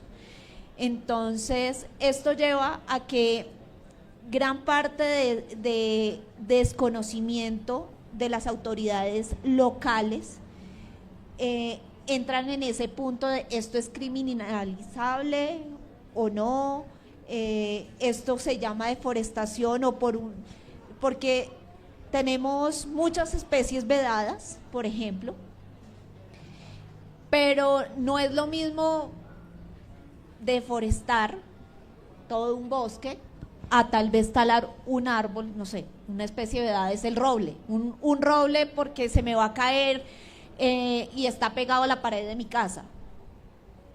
Pero desafortunadamente la normativa que desde las autoridades ambientales locales es igual de sancionable el que quita el roble porque se le va a caer encima de la casa al que taló el bosque de roble, desafortunadamente. Claro, tiene ya unas tasaciones de sus multas y todo ese proceso de digámoslo, judicialización, pero ambiental, ¿sí? Que al final se mide en multas económicas, más no hay, desde lo ambiental propiamente, las corporaciones dan sanciones, más no pues pueden llegar a encarcelar a nadie, por eso el trabajo en conjunto con la Fiscalía para pues llegar a esos otros procesos oficiales. Pero sí falta como un poquito en esa normativa lograr diferenciar estos casos específicos. Le tengo los 22 municipios sin bosque, ya los conseguí. 22 municipios sin bosque, alerta. ¿Cuáles son? A ver. ¿Los digo todos o digo dónde están? ¿En qué Ahí departamento? rapidito todos. En Atlántico tenemos 6, encabezando la lista del departamento del Atlántico, con Campo de la Cruz, Candelaria, Sabana Grande, Santa Lucía, Soledad y Suam. En Bolívar tenemos tenemos en Bolívar Sicuco, jurisdicción de Atillo del Loa, no sé dónde cae eso, en Bolívar, Monpós, Regidor San Cristóbal y Talaigua Nuevo. En el Cauca tenemos Guachené, Padilla, Puerto Tejada, Timbío y Villarrica. En Córdoba tenemos Cereté y Cotorra. En Cundinamarca tenemos Funza. En Magdalena, Concordia y en el Valle del Cauca, Candelaria. 22 municipios sin bosque. Muchos cienagueros, municipios cienagueros, ¿no? Bueno, ¿y un municipio sin bosque puede recuperar el bosque? O sea, los bosques, si uno tala un bosque se puede recuperar, o si uno destruye un páramo se puede recuperar, o eso ya una vez se fue. Depende. Eso tiene muchos depende. Si usted Sí. ya construyó ahí una ciudad y ya... No, pues si ya está Unicentro, Si fregado. ya está Unicentro ahí, complicado. Pero digamos que se queda el potrero ahí y se deja quieto. sí. Ahí hay muchas cosas que uno tiene que tener en cuenta, ¿no? Como precisamente qué se hizo y qué tan fértil quedó el suelo. pero realmente el promedio de tiempo de recuperación de un bosque, si se dejase quieto, cambia según el tipo de bosque, como lo hablamos, pero no baja de los 50 años para recuperar mínimamente sus funciones ecológicas, que es cuando empieza a tener todo el tema otra vez de biodiversidad, que empieza a tener un rol importante dentro de la conectividad. Entonces, o sea, un bosque andino, por ejemplo, puede durar hasta 200 años en recuperarse, si se recupera, porque deje usted un pedazo de bosque 200 años quieto, ¿cómo va a pasar?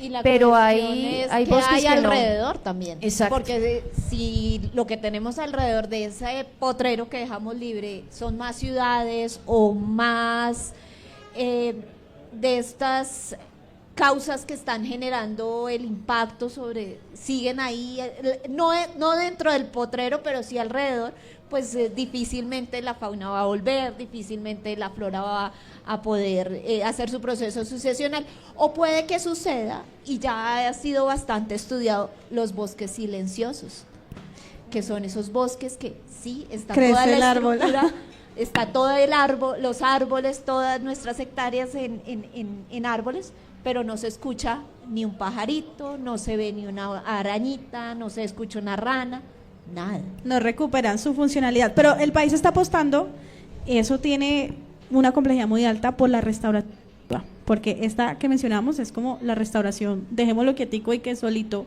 y hay unas apuestas por la restauración activa que son muy costosa, pero que el país está apostando y está gestionando recursos. De hecho, ya hay en este momento varios sitios donde se está haciendo restauración activa, y lo digo porque la tarea del IDEAN es justamente monitorear que esa restauración se dé o no se dé. O sea, marcamos la línea base, en este momento ya está marcada, en la COP16 estuvimos presentando justamente cómo se marca, y empiezan estos programas de incentivos, y pues la idea no es mirar a los 6 meses claramente, pero mirar con unos tiempos y un monitoreo, decir efectivamente si se está restaurando o no el ecosistema. ¿Cómo se hace activamente? ¿Se siembran semillas y se sueltan dependiendo de dónde un avión ahí? ¿Se sueltan las semillas? No, dependiendo de las áreas, dependiendo la complejidad es muy alta, pero ya era una apuesta que venía hace un rato, y entonces en algunas zonas donde, y aquí viene el punto importante, donde la comunidad se compromete, donde hay ya una ¿cómo se dirá esto? Como un compromiso colectivo, como se dice, no es como este pedacito y ya, sino que realmente pues aquí se hizo una deforestación, pero alrededor todavía se conserva, entonces es más fácil que la comunidad sea quien cuide también esa siembra, ese crecimiento, y que se recupere la conectividad y sobre todo la funcionalidad del bosque. Y que gran parte, por ejemplo, el IDEAM tiene, a través de su equipo de causas y agentes, ellos tienen una ramita que se llama el monitoreo comunitario, y el IDEAM hace parte de esa red de monitoreo comunitario desde hace más de 10 años que nace desde el IDEAM, esa red de monitoreo comunitario, y parte de esto es, primero, generar esa conciencia en las comunidades para conservación, y que esas comunidades hagan ese monitoreo local de verificación y de cuidado y conservación dentro de los territorios. Ahorita, por ejemplo, dentro del proyecto se planea que estas comunidades que están siendo incentivadas para el monitoreo comunitario reciban algún tipo de capacitaciones como cómo hacer un mapa en QGIS o en ArcGIS, para que ellos, cómo se lee un mapa.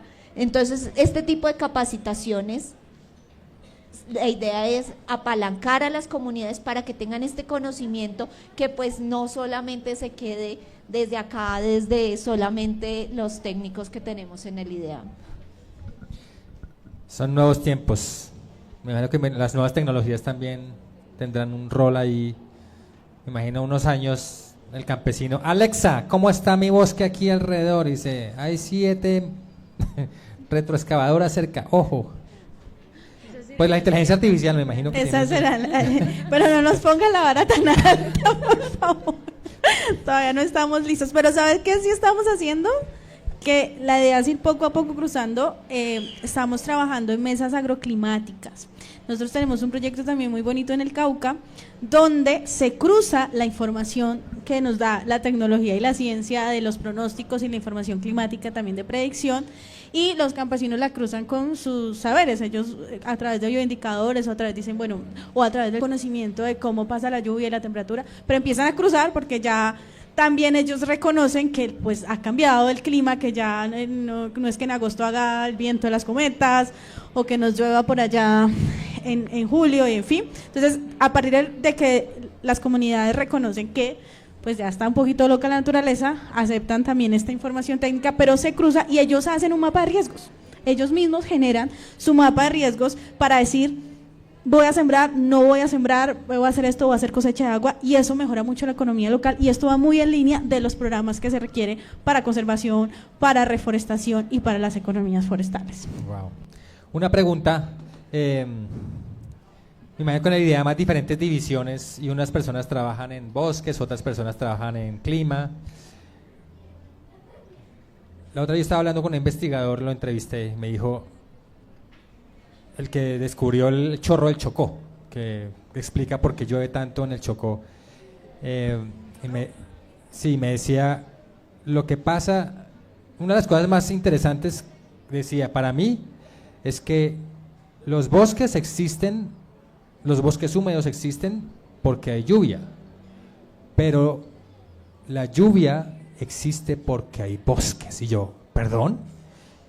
Del mismo sí, modo, en sentido contrario. Sí, como... me dice, claro, me decía, los árboles hacen llover. Y yo, ¿qué? Claro, me decía, es que vea, una gota de agua de lluvia no se forma porque sí. Ella necesita una cosita que se llama como un nucleador.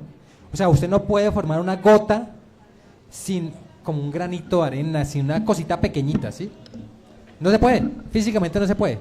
Y ella decía, las plantas producen esas cositas y las sacan cuando están transpirando. Y sobre todo los bosques grandes hacen que se formen unos ríos voladores encima de ellos y llueve. Yo, ¿de verdad? Entonces, si hay una división de bosques y una división de lluvia, ellos se hablan entre las divisiones, como, oiga, ¿usted cómo va la cosa ahí con la división de...? Sí, y todavía falta. Hay un reto que de hecho... yo no sé si aquí alguien de mi equipo directivo me abandonaron, pero bueno. Nosotros tenemos en el IDEAM 4 subdirecciones: subdirección de hidrología, subdirección de meteorología, subdirección de ecosistemas, donde está el grupo de bosques, y subdirección de estudios ambientales, además de la oficina de pronósticos y alertas. Todos nos hablamos en muchos sentidos, pero hay un reto muy grande, que es el que yo le he puesto siempre al equipo, es que vamos por partes, y es cruzar la información. Porque no es solo hablarse, es lograr metodologías técnicas científicas que me permitan a mí correlacionar toda la información que yo tengo en agua con toda la información que yo tengo en meteorología con toda la información de bosque, y entender y empezar a hacer una correlación entre una cosa y la otra.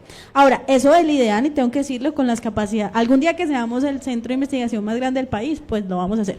Pero hoy tenemos que apoyarnos mucho en la academia, y esta también es una invitación que estamos haciendo permanentemente en nuestras redes, a unirnos con la academia, porque, y aquí que me lo digan mis colegas, lo más complejo en una investigación es levantar los datos, además lo más caro. Salir a campo y levantar datos, el IDEAM tiene datos, tiene todos los datos que quiera y son gratis. Vengan y úsenlos, por favor, y empecemos juntos a hacer esas correlaciones. Y aquí dato curioso también en temas de bosques. Hemos estado viendo que los fenómenos naturales, algo que pues le está diciendo como chagras de viento, bueno, al final son tornados. Ahorita en el Parque Amacayacú cobraron una cantidad importante de hectáreas. O sea, el viento es fuerte y eso es una inestabilidad atmosférica, entonces hay que empezar a entender cómo la crisis climática efectivamente también está afectando la deforestación por causas naturales. Entonces hay mucho que cruzar, tenemos algunas cosas que no voy a entrar en detalle, pero les invito cuando quieran poder irse a una vuelta al IDEAM, ahí lo recibimos y les contamos que hemos cruzado, pero falta mucho también. Diana, una pregunta, en la academia, ¿cómo es el asunto? Por ejemplo, cuando ustedes colaboran con el IDEAM, ¿eso es como iniciativa de cada profe, como... ay, yo como que quiero trabajar con el IDEAM, o es algo más institucional como, oiga, hay que trabajar con el IDEAM y con el Servicio Geológico Colombiano y Y con todo, sí, como es Ahí hay alianzas, ¿no? Hay convenios y hay figuras macro, digamos, pero también parte mucho del interés de cada estudiante y de las puertas cuando se abran. Muchas veces, digamos que esto que estamos conversando ahorita, antes no pasaba. Antes la información pública no era pública, porque tú querías acceder a ella y era una burocracia impresionante. Ahora con un clic accedes.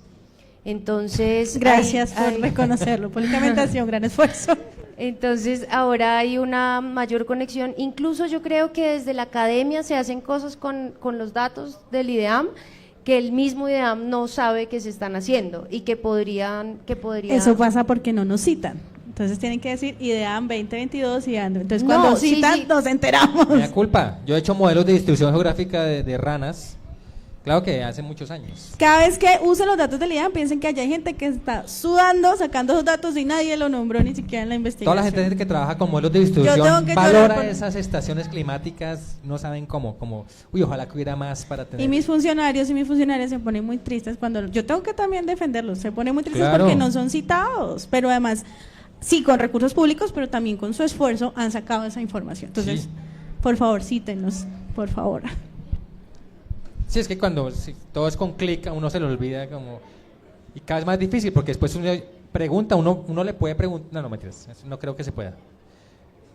Sí, Que usted le pregunta a ChatGPT cuál es la precipitación del municipio tal, y eso va allá a los datos de DIAM y saca los...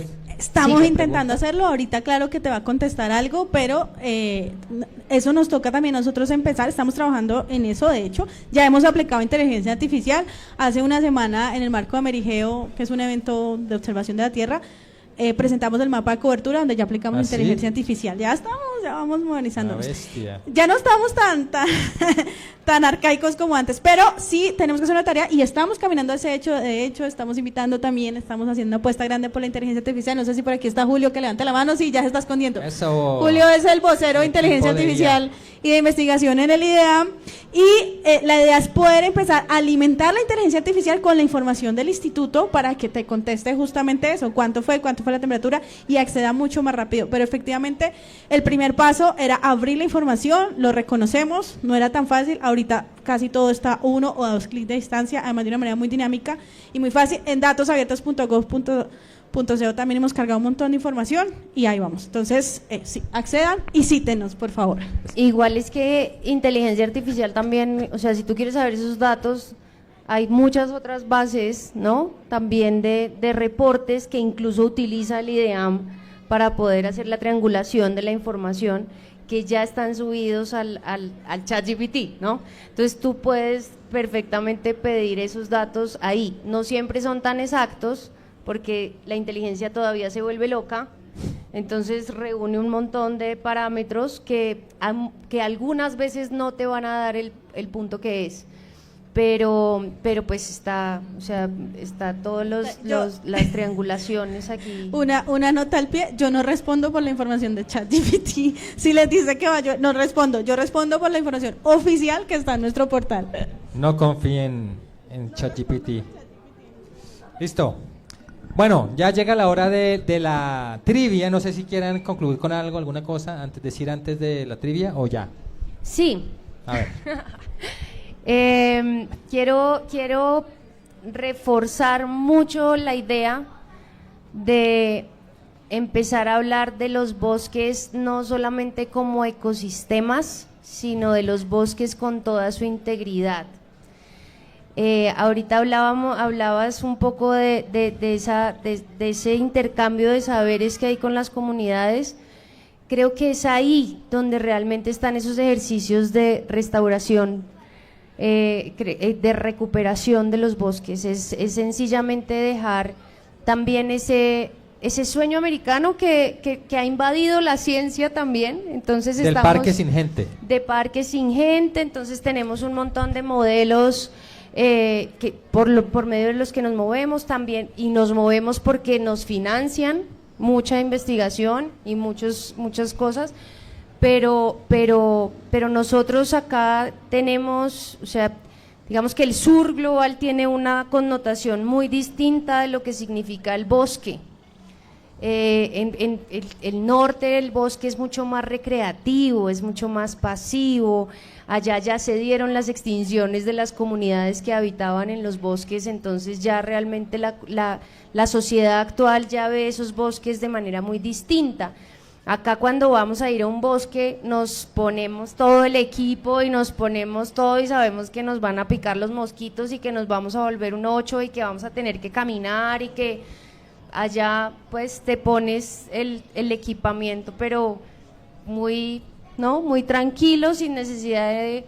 Y eso marca mucho las diferencias en cuanto a cómo nosotros concebimos los bosques.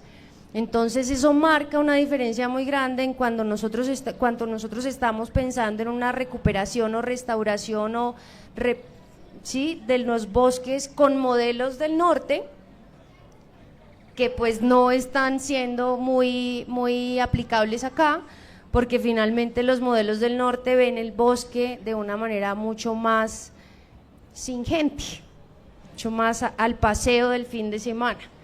Nosotros tenemos los bosques desde donde depende la gente y nosotros somos unas personas, somos un país dependiente de nuestros bosques y no solamente de que el árbol se tale o no se tale, sino del que vive ahí pueda vivir bien. Entonces yo creo que yo quiero cerrar un poco con esa reflexión de todo lo que hemos conversado.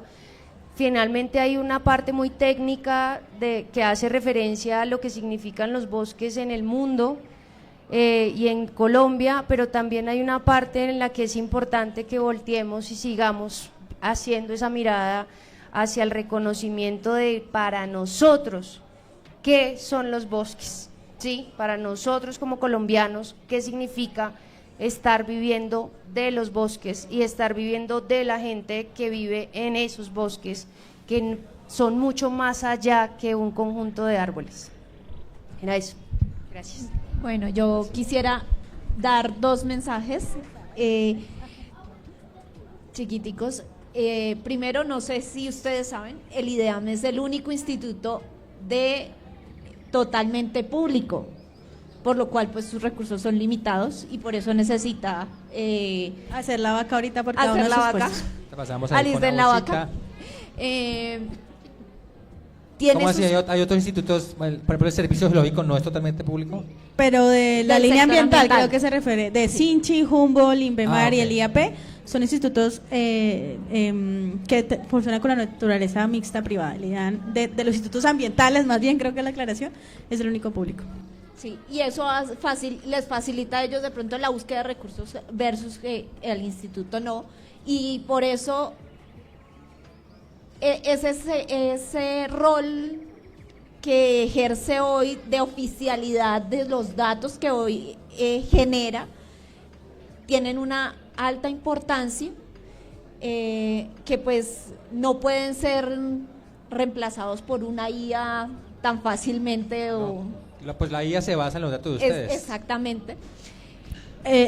Lo que ustedes ven en Google, que les da los datos del clima, también toma los datos del IDEAM. Y los datos de cambio climático los dan ustedes. Claro, los oficiales. sí. Los oficiales para los escenarios de cambio climático, la cuarta comunicación de la cuarta comunicación de cambio climático, pero también ahorita algo que se llama el BTR, que es la primera vez que se va a entregar ahora en la COP de Brasil, que muestra si el país está cumpliendo o no sus compromisos internacionales, el nivel de referencia alimentaria nacional de gases de efecto invernadero. Pero digo que el IDEAM hace cositas varias. Y en la época de la IA cada vez yo creo que los datos van a valer más. Porque los datos oficiales, los datos Son oficiales. porque son Patrimonio. son patrimonio. Sí. Yo no sé si Claudia...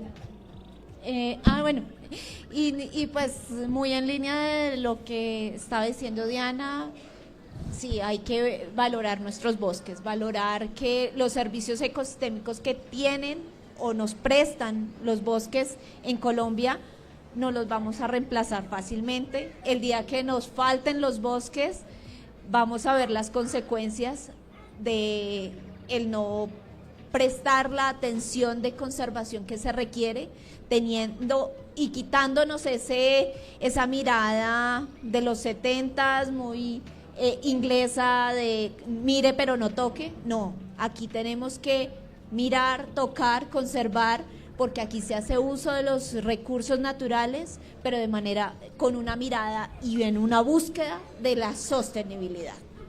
No, y a nivel global es tanta la biodiversidad que hay en Colombia en los bosques, y si uno mira, cada especie viene solucionando problemas por millones de años. Eso significa que nuestros bosques son básicamente una biblioteca infinita de información para solucionar problemas de todo tipo. Claro, mira, tengo un dato. Por ejemplo, la área protegida más antigua y primera área protegida en el mundo, que son el Parque Yellowstone en Estados Unidos, tiene en su gran extensión, que son como unas 9.000 kilómetros cuadrados, tiene 200 especies de aves registradas, 10 especies de ranas. Si lo llevamos aquí solamente para la Amazonía o puntualmente el departamento Amazonas propiamente, estamos hablando de 650 especies de aves y estamos hablando de más o menos 150, 160 ranas, especies de ranas diferentes. Entonces veamos que con estos dos datos, o sea, la diversidad es grandísima, y si ya lo miramos con más fauna y flora, sigue marcando diferencias. Un pedacito de la selva chocuana puede tener más especies en términos de bosque, de flora, que todos los bosques europeos juntos, sí, no, por ejemplo. Es increíble. Y hay un dato también del primer parque nacional en Colombia, los Guácharos, y ahí es cuando empezamos a preguntarnos cómo estamos viendo nosotros nuestros bosques. Fue antes una reserva, como muchas otras reservas, como los baldíos, hechas para conservar las fuentes hídricas para el abastecimiento de la sociedad. Nosotros, desde que nos hicimos la Gran Colombia y posteriormente, hemos visto los bosques como producción, como recursos. Hablamos del recurso natural, hablamos del servicio ambiental. Eso cambia un montón, porque esos lenguajes no son propios, esos lenguajes son adoptados, y esos lenguajes y esa transmisión del discurso es finalmente lo que nosotros nos lleva a pensar hoy que nuestros bosques son importantes cuidarlos porque son productivos y porque nos ofrecen servicios ecosistémicos, y resulta que más allá del servicio nos ofrecen es una convivencia a la que nosotros, antes de todos estos lenguajes adoptados, ya estábamos adaptados, ¿sí? Ok, mensaje de cierre. Mensaje de cierre. No, un saludo a todos los compañeros y compañeras de parques nacionales, porque hacen un trabajo. Gracias por mencionarlos, siempre se nos olvida mencionarlos, pero de hecho los parques en Colombia también están siendo un muro, si se quiere, o conteniendo también la deforestación, y hay que también felicitarlos. El trabajo es muy bravo porque ellos están en territorio jugándose literalmente la vida para proteger los bosques. El mensaje también es eso, a quienes hayan despertado interés en datos, bienvenidos a nuestra página, pueden consultar todos los datos que quieran, no nos manden muchas PQRs, pero también son bienvenidas. Y a los que quieran alguna interés también en línea técnica y científica, abiertos por supuesto a hacer proyectos y a colaborar. Y a quienes tengan una curiosidad más de participación ciudadana, por supuesto también hay varias líneas y hay muchas formas, hay varios observatorios y varias iniciativas en las que también pueden participar para conocer cómo se hace el monitoreo de bosques en diferentes territorios. Y también esto hay que elevarlo a otra línea, que es la diplomacia científica, que también tengo que mencionarle, que es la ciencia con una incidencia política que se está moviendo mucho a nivel nacional e internacional, y que también agrupa, hay grupos de jóvenes, académicos y demás que toman datos y ciencia para organizaciones que ya son, por ejemplo, a nivel del bioma amazónico, o a nivel, digamos, ya que supera la frontera, porque no solamente binacional, o en fin. Entonces también hay muchas iniciativas que pueden buscar para informarse y también para aportar un granito de arena en esa protección del bosque. Esa es como la línea o el mensaje ya de cierre, porque creo que mis compañeras también han dicho aquí la importancia de cuidarlos y de protegerlos. Y por supuesto estamos hoy, y tengo que decirlo como directora del IDEA, no puedo dejar de hablar de clima. Estamos en una crisis climática que no es futura, es ya. El cambio climático o la crisis climática no va a llegar en el 2030, llegó ya. Cerramos, y siempre lo digo, 2024 como el año más caliente de la historia, 1.5 grados Celsius de anomalía de 1.54, de hecho. Acuérdense que el Acuerdo de París era no llegar a los 1.5, porque cuando cada grado que sube el planeta, pues es un grado donde es muy difícil recuperar la funcionalidad de los ecosistemas. Entonces la crisis es ya, y bienvenidos todos a pensarnos un poco cómo adaptarnos y cómo mitigar también esa crisis. Sí, esos alcaravanes en Bogotá no son coincidencia. Yo de niño nunca veía uno y ahora están por todas las canchas de fútbol, alcaravana ahí.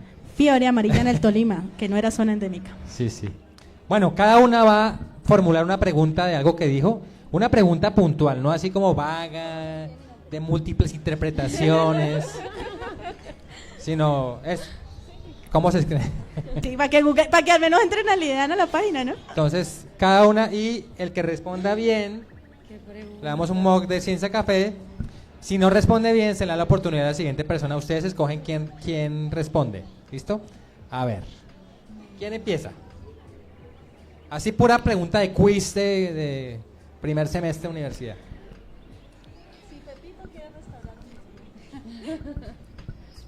Bueno, ¿cuál es el concepto oficial de bosque? Tú escoges. ¿Quién? Uy. Bueno, no, yo Alguien que no vi conozcas. allí levantaron de primeras. A ver. Allí levantaron.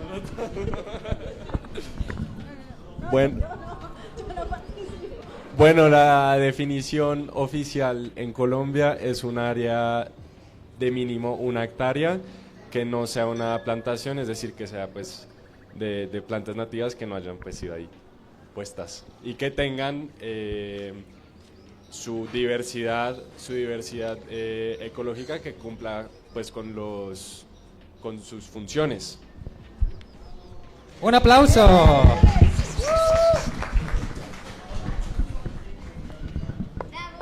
Siguiente pregunta. Yo aquí estoy pidiendo ayuda al equipo. Ah, no, trampa. No, Ayuda al trampa no. equipo. No me aplauden, pero me ayudan con la tarea. Sí, bueno, sí, ya aquí me dieron el... Uy, bueno, 5 municipios que ya no tienen bosque en el país. Sí, municipios, ya. Municipios. Mompox, Funza, San Cristóbal, Candelaria y Cereté. ¡Wow! ¡Qué memoria! Los apuntó, tomó nota. Le puedes pasar por... ¿Qué pregunta así de concreta? Diana, a ver. La más cuchilla corchadora.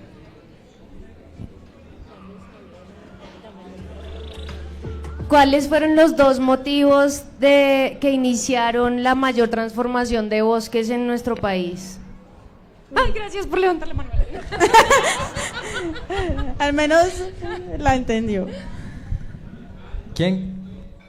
Ella se arrepintió, luego la procesó mejor. Sí, ella. Conflicto bipartidista primero y colonización planeada. Un aplauso. A mí me da miedo preguntar lo que yo hablo porque creo que no me hablo. Bueno, ahora por favor, las personas que tengan preguntas para nuestras panelistas, levanten la mano y se les llevará el micrófono. Bueno, yo tengo muchas preguntas realmente. Acá solo voy a hacer 2.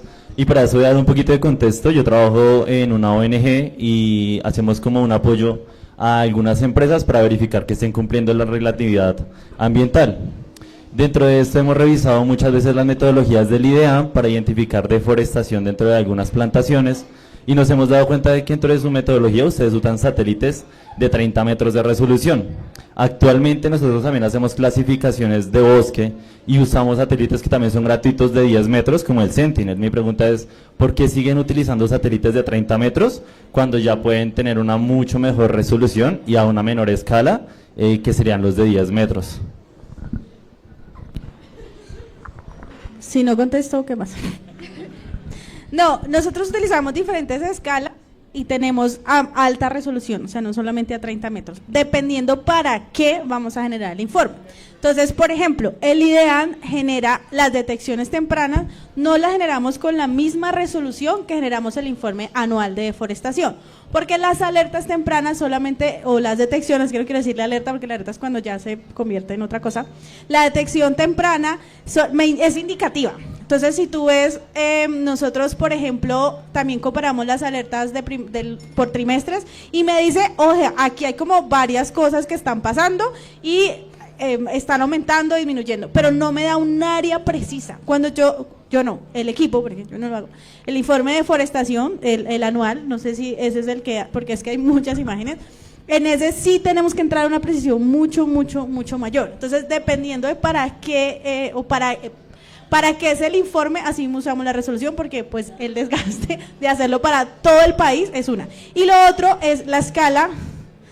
Te estoy mirando aquí a través de la escala que manejamos, el sistema de monitoreo maneja una escala de 1 a 100.000 en general, por también la capacidad, tiene que ver más con capacidad de procesar, de almacenamiento y de procesamiento de información, porque no es lo mismo yo hacer el análisis de un municipio o de un departamento, incluso que hacerlo para todo el país. Entre más resolución podría llegar, puede que esté la tecnología, pero necesito más capacidad de almacenamiento y procesamiento, que eso también es complejo. Esa es una, pero de hecho, en algunos puntos, como en el proyecto donde está Claudia, y no sé si Claudia va a sumar algo más acá, bienvenido, en el proyecto sí estamos llegando a una escala predial de 1 a 10.000, porque es la única forma en que se puede dar cuenta de que se está cumpliendo y hacer el pago por servicios ambientales, pero no lo podemos hacer en todos los casos, no porque no exista la tecnología, sino porque la capacidad de almacenamiento y procesamiento de esa información también requiere más personas y bueno, más en general la vaca que vamos a hacer ahora. Sí, y la buena noticia es que parte de esa falencia en la parte de almacenamiento, el convenio Bosques para la Vida, uno de sus objetivos es lograr mejorar esas capacidades tecnológicas y actualmente ya está en el proceso de adquisición de todas estas nuevas tecnologías para almacenamiento que van a facilitar un mayor almacenaje y procesamiento de imágenes. Es que, perdón, y para el público en general, no estamos hablando de un computador de oficina y le damos un disco duro de más gigas. Estamos hablando de inversiones de 20, 30.000, 40.000 millones de pesos solamente para aumentar un poco más la resolución de un par de territorios. O sea, porque estamos hablando de 8 núcleos. Imagínate hacer esto en los 1.100 tantos municipios del país. Es más por un tema de la capacidad de procesamiento de la información. Yo tengo una pregunta y es más dirigida a lo que decías, Diana. Es mi hermana. Sí. De esos núcleos de deforestación de los que se hablan, que tú hablabas de estas áreas en específico dentro de esos grupos que realmente no están deforestadas o no deberían ser tomadas como tal. ¿Qué implicaciones tienen esas áreas, por ejemplo, las comunidades, no sé, que viven ahí, o las especies o lo que sea, que sean caracterizadas y sean generalizadas como un área de deforestación cuando en realidad no lo es? O sea, ¿qué implicación tiene esa generalización dentro de esas áreas que no hacen parte? Ya sea como con la gente o como en sí, con el ecosistema. Ahí las implicaciones serían, digamos que teniendo en cuenta que la deforestación y la conservación se le va mucho hacia el diálogo político del control del conflicto, lo que está de los grupos armados, creo que la parte, digamos que lo que implica ahí a nivel social es una estigmatización de la comunidad, por una parte. Pero también implica que que la conectividad del bosque, ¿no?, que es como fácilmente cómo se van conectando los diferentes parches de bosque, pues tiende como a no reflejarse de la manera que está sucediendo de alguna forma, porque por ejemplo lo que pasa en el cinturón de deforestación de la Amazonía, entonces es el cinturón de deforestación, entonces vamos a poner ahí los núcleos de deforestación que además el gobierno ahorita, y eso viene desde antes, está haciendo la transformación de los grupos, de los núcleos de deforestación a núcleos productivos. Ay, ¿cómo es que siempre se me olvida? Núcleos productivos de la Núcleos de desarrollo forestal. Núcleos de desarrollo forestal y de la biodiversidad. Y esos tienen unos programas específicos y van como ligados hacia la producción del bosque y o nuevamente hacia cambios en medios de vida. Entonces eso a nivel social también implicaría muchísimo el cómo metemos toda una comunidad en el mismo saco cuando es muy distinto lo que hay que hacer en cada una de las partes. Gracias.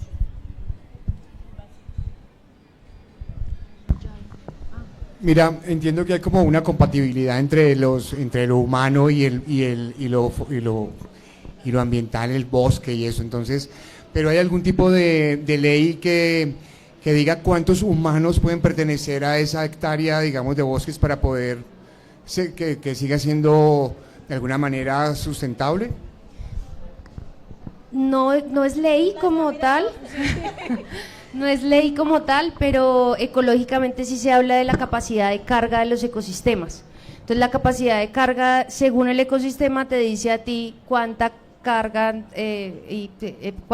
cuánta población podría vivir ahí o cuánto, eso es eso. Pero ley como tal, que yo conozca, no sé si me equivoque, pero el no. DANE sí tiene como una cuantificación, por lo menos para las ciudades y para algunos departamentos, cuánto espacio da por kilómetro cuadrado para una persona, mientras que aquí en Bogotá estamos hablando, un kilómetro cuadrado caben, bueno, voy a dar el ejemplo casi inventando, no sé, 3.000 personas por kilómetro cuadrado.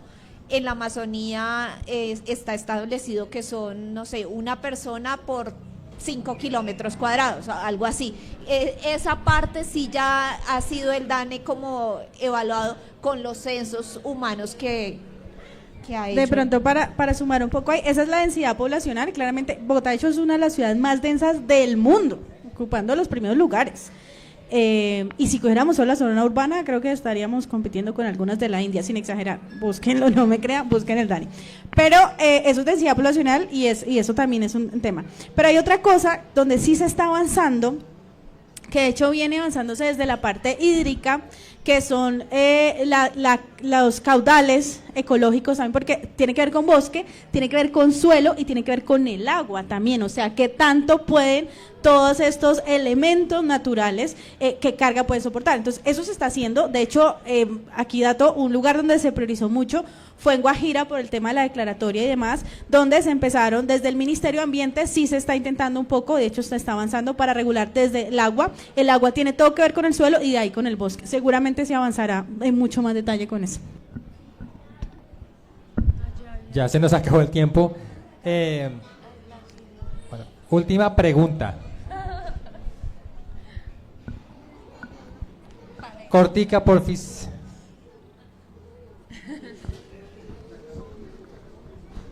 Bueno, más que una pregunta es un comentario. No, pregunta. Bueno, voy a hacer un comentario. Respecto a lo que planteó la profesora, que si unas personas tenían 150 hectáreas en la Amazonía y que únicamente estaban produciendo 50, que las otras 100 el gobierno las declaraba como propiedad del gobierno. Entonces quedó en el ambiente, o al menos yo así lo entendí, que eso era como injusto, que era mejor que hubieran cultivado las 150 porque les iban a quitar 50, pero yo considero que en cualquier parte, y más en la Amazonía, 150 hectáreas es un latifundio, y si está improductivo en 100 hectáreas, pienso que lo correcto, más cuando se está protegiendo el medio ambiente, cuando se está en contra de la deforestación, considero que sí es justo que las 100 hectáreas se declaren como un territorio del gobierno, como si fuera un baldío, y se protejan desde el gobierno, y las 50 hectáreas que las sigan produciendo, pienso que 50 hectáreas son 50 hectáreas, entonces porque quedó como en el ambiente que eso era como algo como injusto, entonces quería hacer ese comentario. Bueno, ahí para aclarar un poco, estamos hablando de predios de 150 hectáreas en el contexto en el que lo estaba mencionando históricamente, ¿no? Ahorita los predios son mucho más pequeños porque obedecen a la capacidad de trabajo que cada familia tenga, entonces, pero sí es injusto, porque es que si usted ha dejado de producir o sea, hay comunidades que sencillamente deciden, por ejemplo, usted produzca, pero entonces no transforme el área montañosa o no transforme la zona de ronda de los cuerpos hídricos. Entonces, son personas que en muchas oportunidades han decidido realmente conservar dentro de su predio y que hoy por hoy, entonces, después de que el mismo Estado obliga a aumentar la producción hace muchos años, ahora es el mismo Estado el que dice, no le reconozco lo que usted ha trabajado en conservación. Y aquí hay algo muy importante y es que nosotros tenemos que ver de qué manera las comunidades también están contribuyendo a la conservación de los bosques o de todos los ecosistemas, porque no es solamente a través de los programas de pago por servicios ambientales o de los programas que ha manejado el Estado históricamente, sino también por decisión propia. Y entonces es como decir, súper chévere su decisión de conservar su tierra, pero ahora esa ya no va a ser su tierra gracias a que usted conservó, entonces regrésela. Y resulta que el Estado pide que lo regresen, pero el Estado finalmente no tiene todavía las capacidades para tratar esa tierra que está tan lejana. Entonces, ¿qué pasa? No se la reconoce, queda un terreno baldío o terreno de nadie, como fueron los bosques desde hace mucho tiempo, ¿cierto? Todos los bosques fueron declarados como terrenos baldíos y propiedad del Estado, desde el primer elemento normativo de los bosques que tuvimos en el país. ¿Y qué pasó con esos bosques? ¿Qué hizo el Estado? Entonces declaramos ley segunda, allá no se puede hacer nada, allá se puede hacer esto, se pueden hacer términos condicionados, pero no tienen la capacidad para seguir conservando ni siquiera. Entonces pueden ser predios que una familia duró conservando 50 años, ¿cierto?, que como no se los titulan, pasa a ser de nadie y llega otra familia u otra. Y entonces son bosques que se van a perder porque no hay un doliente que los esté cuidando como han venido cuidándolos mucho nuestras comunidades. Sí es un terreno que debería entregarse quizás, pero ¿a cuenta de qué? A cuenta de que un ajeno decide qué parte de mi casa es mi casa, si yo la he construido, ¿sí?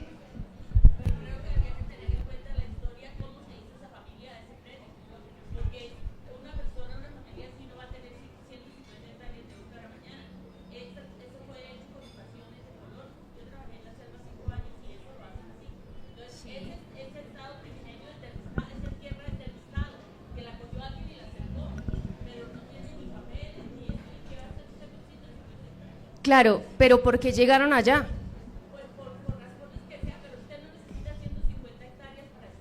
No necesita 150 hectáreas para estar.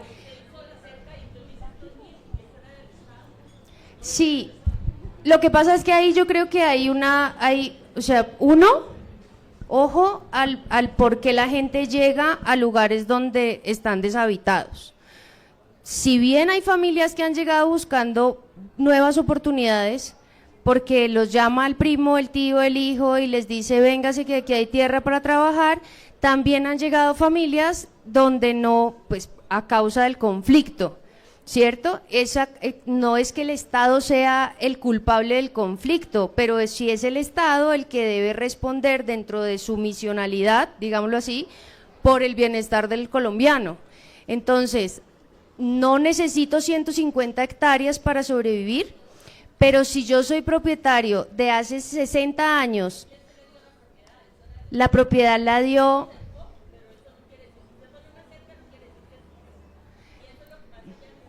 Claro, pero dígame usted qué control el Estado ha tenido sobre los predios baldíos más abandonados donde no tiene capacidad para llegar.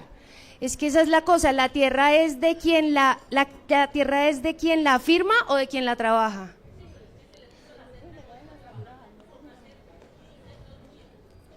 Bueno, propongo estas discusiones relajadas. No, está muy bien, pero es que es eso, es que es como, o sea, reconozcámonos también, claro, no todo es bonito y no todo es perfecto y tampoco romanticemos a las comunidades y romanticemos como lo hemos hecho antes, pero también tenemos que ser conscientes como Estado y como país que no es, o sea, la propiedad de la tierra no es un quita y ponga, la propiedad de la tierra es un reconocimiento de quien la está trabajando.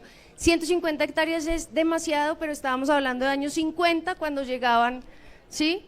Ahorita 150 ya se sabe que es un terrateniente, 150 ya se sabe que es un trabajo que seguramente tenga fines ilegales, pero entonces es el contexto un poco de la historia, ¿sí? Y es el contexto un poco de reconocer que hay comunidades que han trabajado sus tierras que en este momento están queriendo talar para poder firmar mayor propiedad. Pero para actualizar, y les invito también a que consulten esto, sí hay una política ahora de conservar paga, de hecho así se llama el programa, conservar paga. Entonces no es solamente incentivar a los que ya hicieron transformación, sino se llama incentivar también a los que han conservado, y está dirigido a campesinos, a comunidades indígenas y a comunidades negras, y está vigente y se está trabajando fuerte con eso.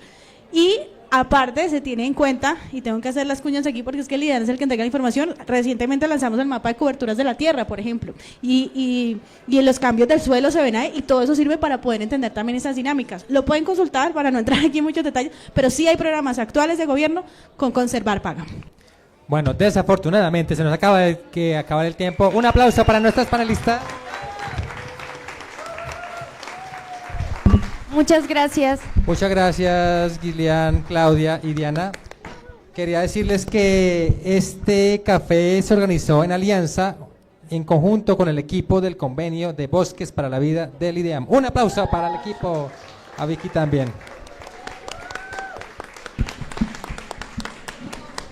Bueno, el próximo Café Ciencia, muy similar el tema, la ciencia del rock, para que vengan. Del bosque a las rocas. Del bosque a las rocas, rock and roll. Bueno, entonces, muchas gracias y los esperamos en otro episodio de Ciencia Café. Esto va a estar grabado para que después lo vean también y lo compartan. Un abrazo, se cuidan, chao, chao, chao. Muchas gracias. Sí, la foto. Pero con los hijos, porque somos 3 madres con hijos aquí hablando de ciencia. Traigan a las semillas.